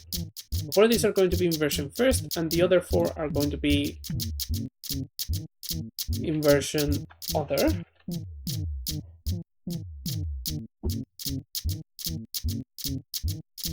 Technically, I could just make this an else, but since I'm going to do all of these situations, this is tidier. And then we're going to need to check the chord, right? So chord equals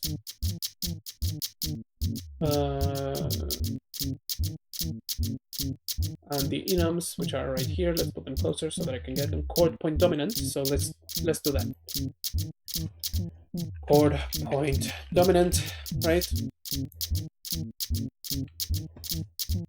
So we're going to just copy that and paste it here, but we're going to skip 2 and then 2 here. And then the other 4 are going to be chord point tonic.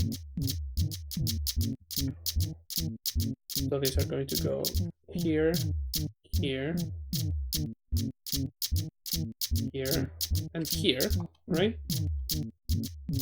And then the other thing is the pitch, and pitch is just high and low, so pitch equals pitch point high.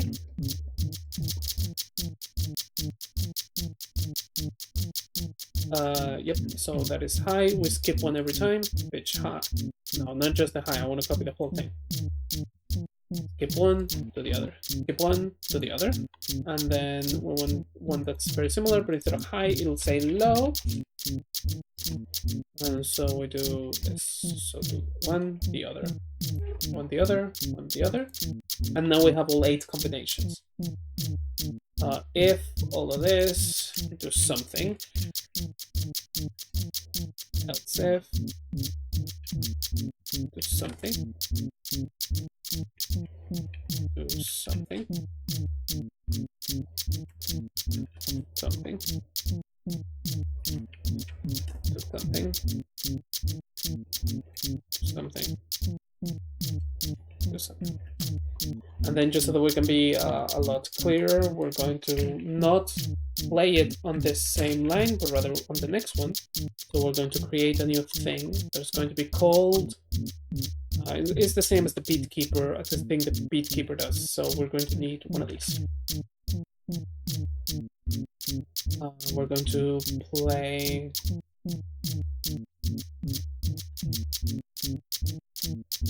to play whatever we're going to assign as the to play. So we're going to create a variable called to play, and we're going to save it, and then we're going to play it here. This is just so that there's a single call and the rest are just designations. So that the code is easier to read. Librería de sonidos. Librería de sonidos.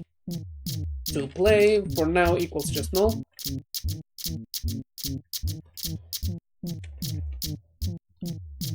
And then each of these lines is just going to consist of a to play, and it's going to be one of the things that we gave it up here. So tonic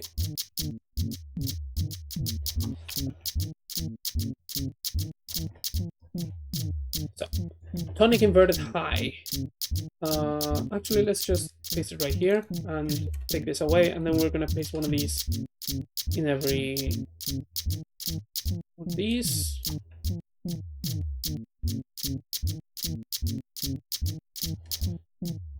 And then we just fill it with the one that corresponds. God, this is terrible code. This is terrible code. Okay, tonic inverted high. Dominant, dominant, tonic, first. Yeah, tonic, tonic inverted high. That's this one. Tonic inverted low. Tonic inverted low. That's this one. Tonic high, so not inverted, so just in first. Tonic high, that's this one. Tonic low. This should better work. Dominant inverted high, so dominant, inverted high, yes. Why did I call it on? Inverted low. So dominant inverted low. And then dominant high. Dominant, dominant, dominant, dominant. Dominant, dominant, dominant, dominant, dominant, dominant high. That is first, so it's not inverted yet. Dominant high and dominant low. Dominant low. And so that's it. So now we just have to go into the inspector and assign all the beat libraries, and then this is going to be set to play the right thing, although it's not going to play it yet because nothing yet gives it the order to play it, right? And that is going to be what the player does. Every time the player moves, it's going to play a different note, and then that note is what we're going to check. Depending, it's going to play a different note depending on what the player action is. So it's going to play a low note if it bumps a wall. It's going to play a high note if it just manages to move. It's going to play a high note and the low note if it does something else. I'll see. So let's do this. So we have our SFX system, and so it's asking us for sound libraries that we're going to give it. First of all, we have to tell it that the victory object is this. So if this object is active, then we know that we're in victory, and that's when you have to play the tonic rather than the dominant to give a more resolved sound. Then we're going to go into resources in the audio, and we're going to give it all these sound libraries. So dominant 1, that's the not inverted one. So dominant 1, yeah, dominant 1. Dominant 2, that's the inverted one. Dominant 2, drums, low dominant, so dominant low. Low dominant 2, that's the low dominant inverted, so dominant inverted low. Low tonic, so that is tonic low. Low tonic 2, that's the inverted one, so tonic low inverted. Tonic 1, that's the tonic high, and tonic 2, that's the tonic inverted high. And yeah, the problem is I'm not getting to test this right now, right? Because as I said before, nothing is actually calling this function yet. And this function is this whole thing is going to have to be a singleton instance so that other things can call it without having to reference it explicitly, because the player is going to be spawned every time, so I can't reference it directly unless I pass the reference through like a chain of objects, and that's not ideal. So let's just make this a public singleton like this. So yep, but instead of the scheduler, I'm going to give it the node picker, and if there's a previous one in the field, then just get rid of it and destroy it, which shouldn't happen, but you know. So then we have all this, right? So now we can just access this from anywhere and let it compile.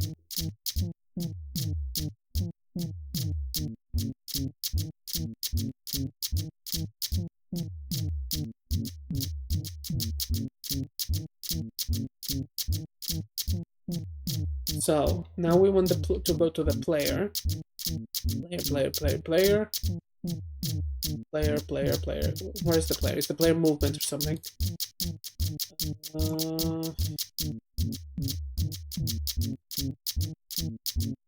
Facing manager, enable state, checker, system, beat keeper, level sender, level spawner, player movement. There it is. So now these are the cases on when the player bumps each of those things. And so let's just keep it simple and go, when you hit a wall, I want you to take the note picker and play a note, and I want you to play a low one, because you just hit a wall and you couldn't move. When you move into a space, then I want you to play a high one, and when you grab a collectible, I want you to play both at the same time, just to give it a bit of gravitas. So you play a high and you play a low, and then when you reach the end, we're going to handle that differently. So we're going to see about that then. And now we'll see if that worked at all.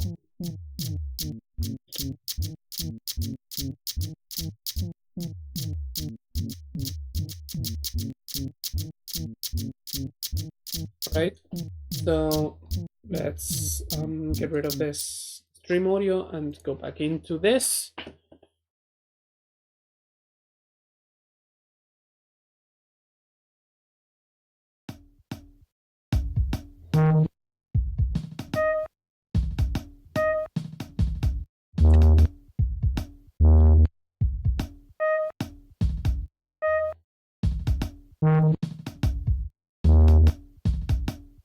Right, so the music just kind of continues, but that's fine.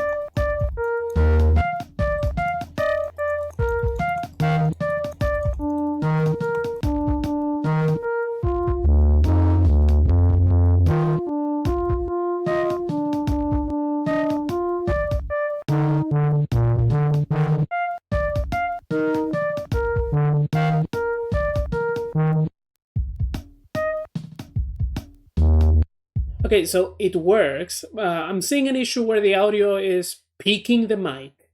Not peaking the mic. But the audio is peaking, right? Um, that is easily fixable. I can just go into Audacity and just normalize all the audio to be 1 decibel below, and so it shouldn't peak. Um, More importantly, though, is that my idea of playing the random C note actually kind of isn't working. And I think I would prefer that rather than playing the C note randomly, it just plays one of the notes from the note picker, right? At random. Whether it's a high or low one, it doesn't really matter to me. So let's just have it play. Because you know what? You know what, though? It shouldn't be it shouldn't be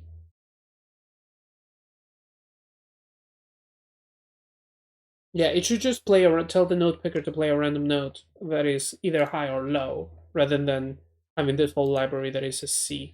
So let's just do that. I think my music theory just kind of failed on that one. Like, I think the one that I should have played is not the first one, but rather the root of the chord, and then that doesn't work because I don't remember what the root is. And I'm not gonna be researching music theory.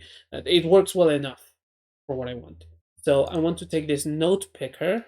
I want to take this no, the beat keeper.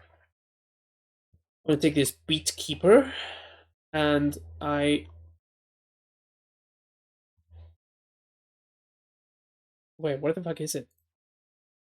Is it the SFX system? Oh no, it's because this is locked. Yeah, there you go. Is this beat keeper? And I want to tell it that when you play a highlight, this shouldn't be its own sound library, right? Rather, you should go to the note picker and tell it to play a note. So the same thing that I'm doing here.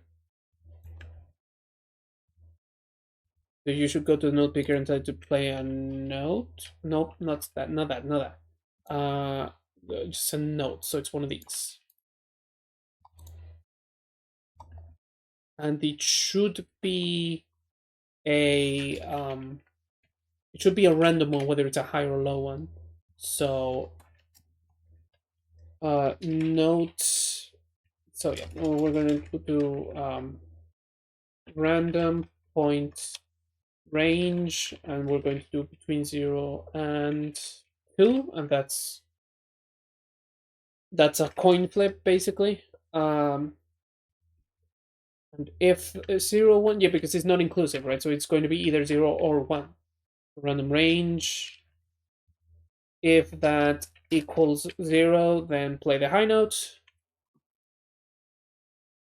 Otherwise, play the low note. And there, that should sound better, because we're always playing 2 from the same set, because the one who takes care of whether it's the same set of chords, it's going to be the note picker. The note picker is going to handle that, right? I gotta say, for something that I was so lost writing, it works surprisingly well.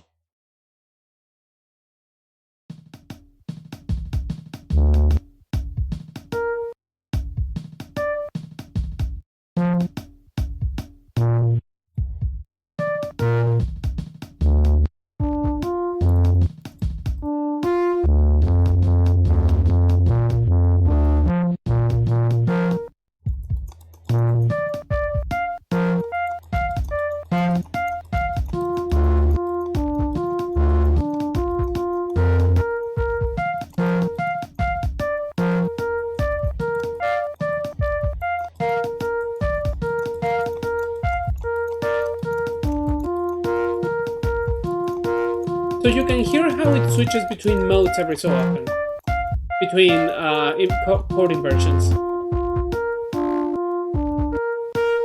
Like, there's one.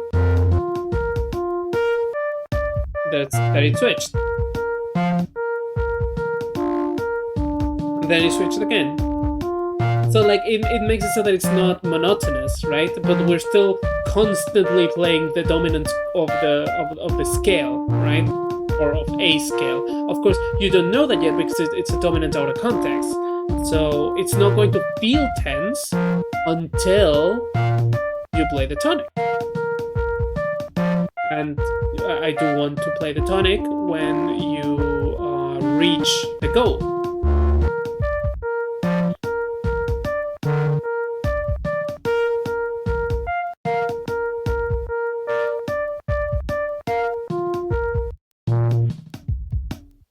So when you reach the goal,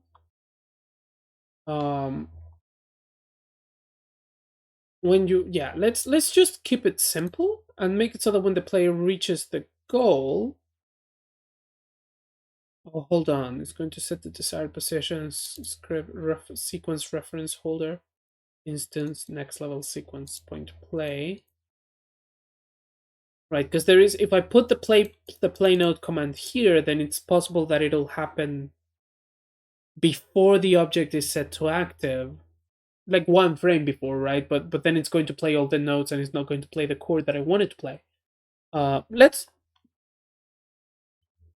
have it happen anyways. Let's just do this, and you're going to play just 3, right? This is not going to be how it actually looks in the end in the code, but this is just to check, right?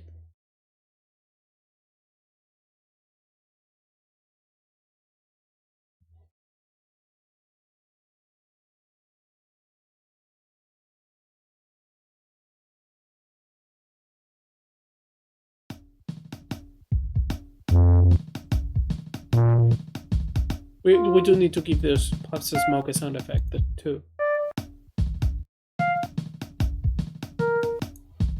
I was going to play a bunch of notes at the same time, so it might be really loud.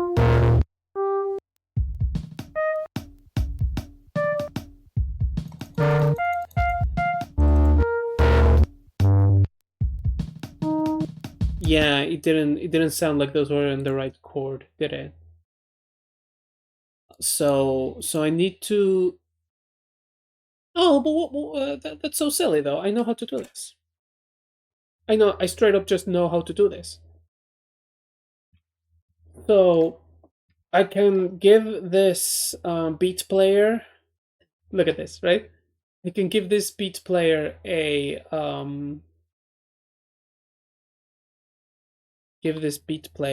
signal receiver, right? And I can tell it that whenever you receive the activate signal, you're going to do something. And the thing that I want to, no, not the beat keeper. What am I thinking? No, it's not this. Remove. I want this to be it. So I want you to have a signal receiver. And so whenever you receive a signal, you're going to, whenever you receive the trigger signal, you're going to go to the note picker. Actually, do I have activate, check, stop, trigger? No, it's just to trigger. You're going to go to the note picker and you're going to do a thing. And the thing that I want you to do is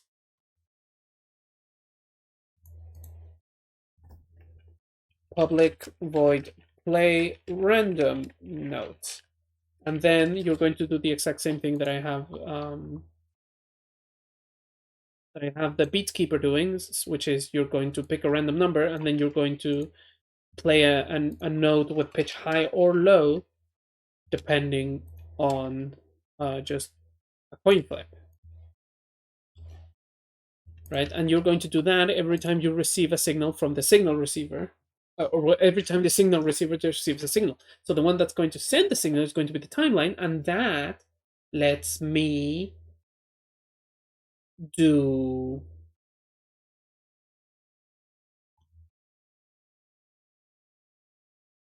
just send lots, right? So let's go here.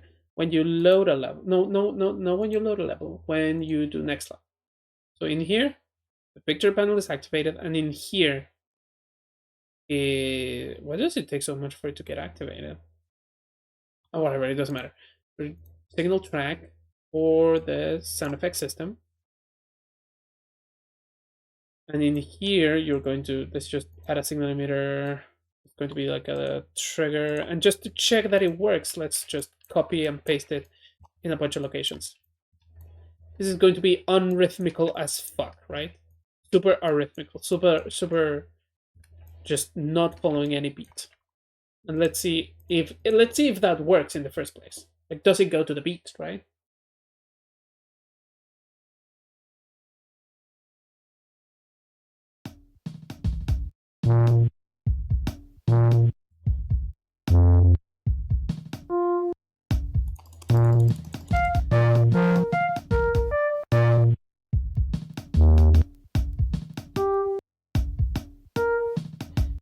Or what?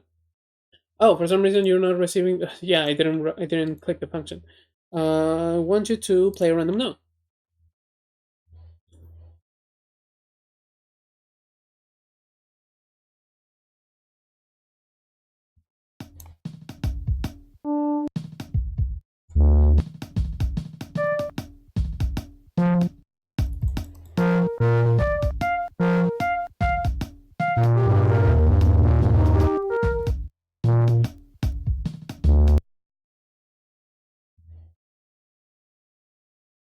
So what I'm having trouble figuring out is if that is actually outlining the tonic.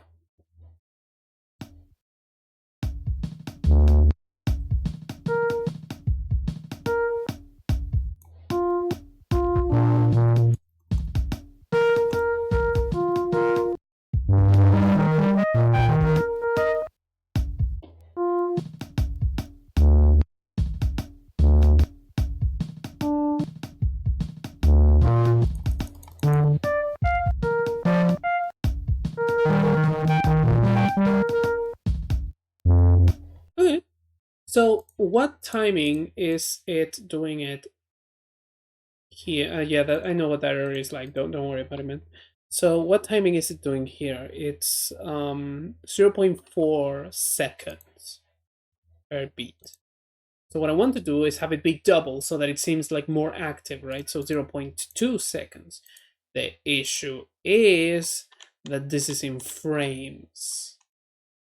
So we're assuming 60 frames per sec. Actually, is it in frames? What units does this use?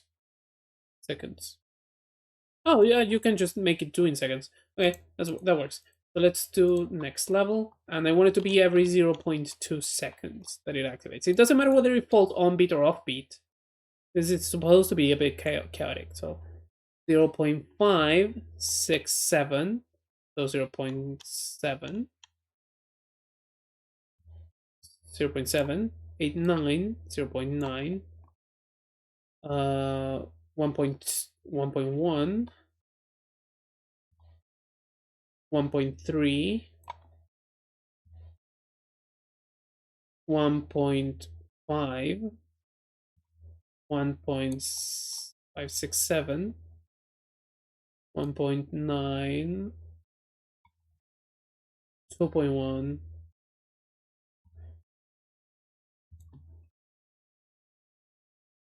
2.3, and 2.3, 2.5, 2.7, and let's just leave it at that. So that is not going to necessarily fall on the beat, but it is going to be somewhat rhythmical on its own. And if anything, I think that the slightly chaotic timing might help with the impression that this is like a celebration sort of thing, right?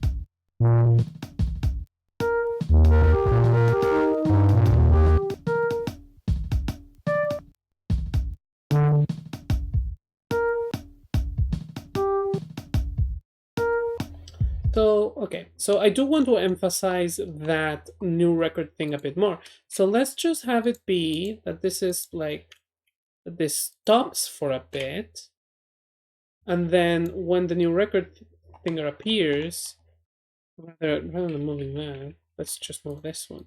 The new record thing appears.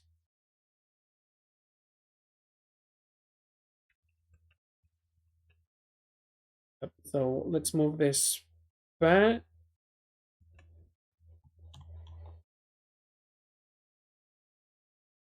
Yep. And then when the new record thing appears, we're going to have more beats just kind of populate a little bit. So we have 7, 8, 9,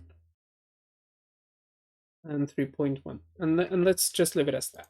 This is not definitely not as triumphant as a fun effect as I kind of wanted it to be, but honestly, I think that it works. It just kind of has a weird vibe that I like.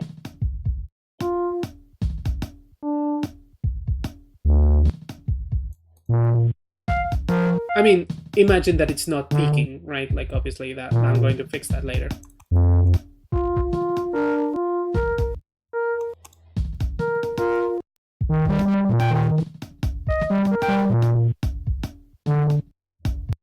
So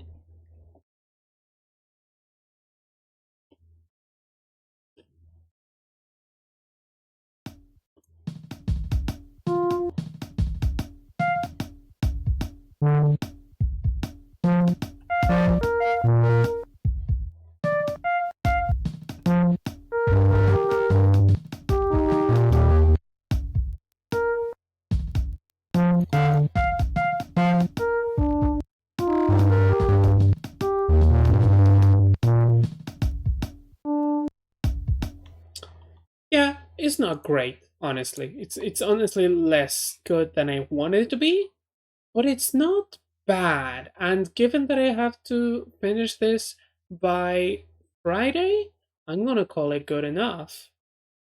Uh yeah. So, let's see. I'm just kind of thinking of how I'm going to do this, of how much time I have left. Tomorrow, I definitely want to work. I definitely am going to need to finish the 2 elements of the game that I need to have to build levels by tomorrow. And then Thursday is going to be dedicated to building levels. So I'm going to need to finish those 2 elements and then the game ends cutscene, which is going to be a really simple affair, right? And I think, and then I'll be done with this. So then, yeah, my estimate was a bit optimistic at the start of the stream. This is not going to be the last stream. I'm probably going to stream again tomorrow. And that will definitely be the last one. And then you're going to see me post on itch.io, or maybe if I can be asked to edit a little trailer, I'll just put it on YouTube. But like, I probably am not gonna. But yeah. So anyway, that's it. I think we did good progress today. I definitely not as much as I was hoping for, but nevertheless, still decent progress, right? So, oh, wrong thing. So yeah. So the biggest issue is that I ended up spending way more time than I thought I would fixing the stuff in the menu, which, to be fair, I did get it looking pretty much exactly how I wanted to. So yeah, that was supposed to be like the first 5 minutes. It ended up taking 2 hours. You know, time estimates. They're always a bit not how you want them to be. But it is really good that we have managed to finish a semi-working sound system that does something close to the vibe that I want. Ideally, I would have made music like I did for my previous 2 games, but that takes a lot of time. It turns out, and finals and everything. Um, yeah, so that's gonna be me for today. Thanks for sticking here for the 4 hours and a half that I spent doing this. Yeah. Finishing the game at the day past tomorrow is gonna be fun. Bye bye. Oh, the music. I forgot the music. I always forget the music.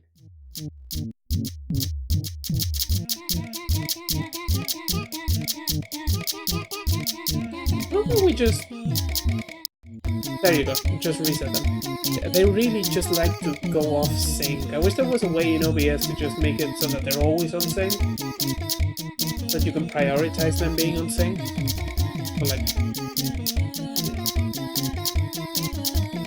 Okay. Done for today then.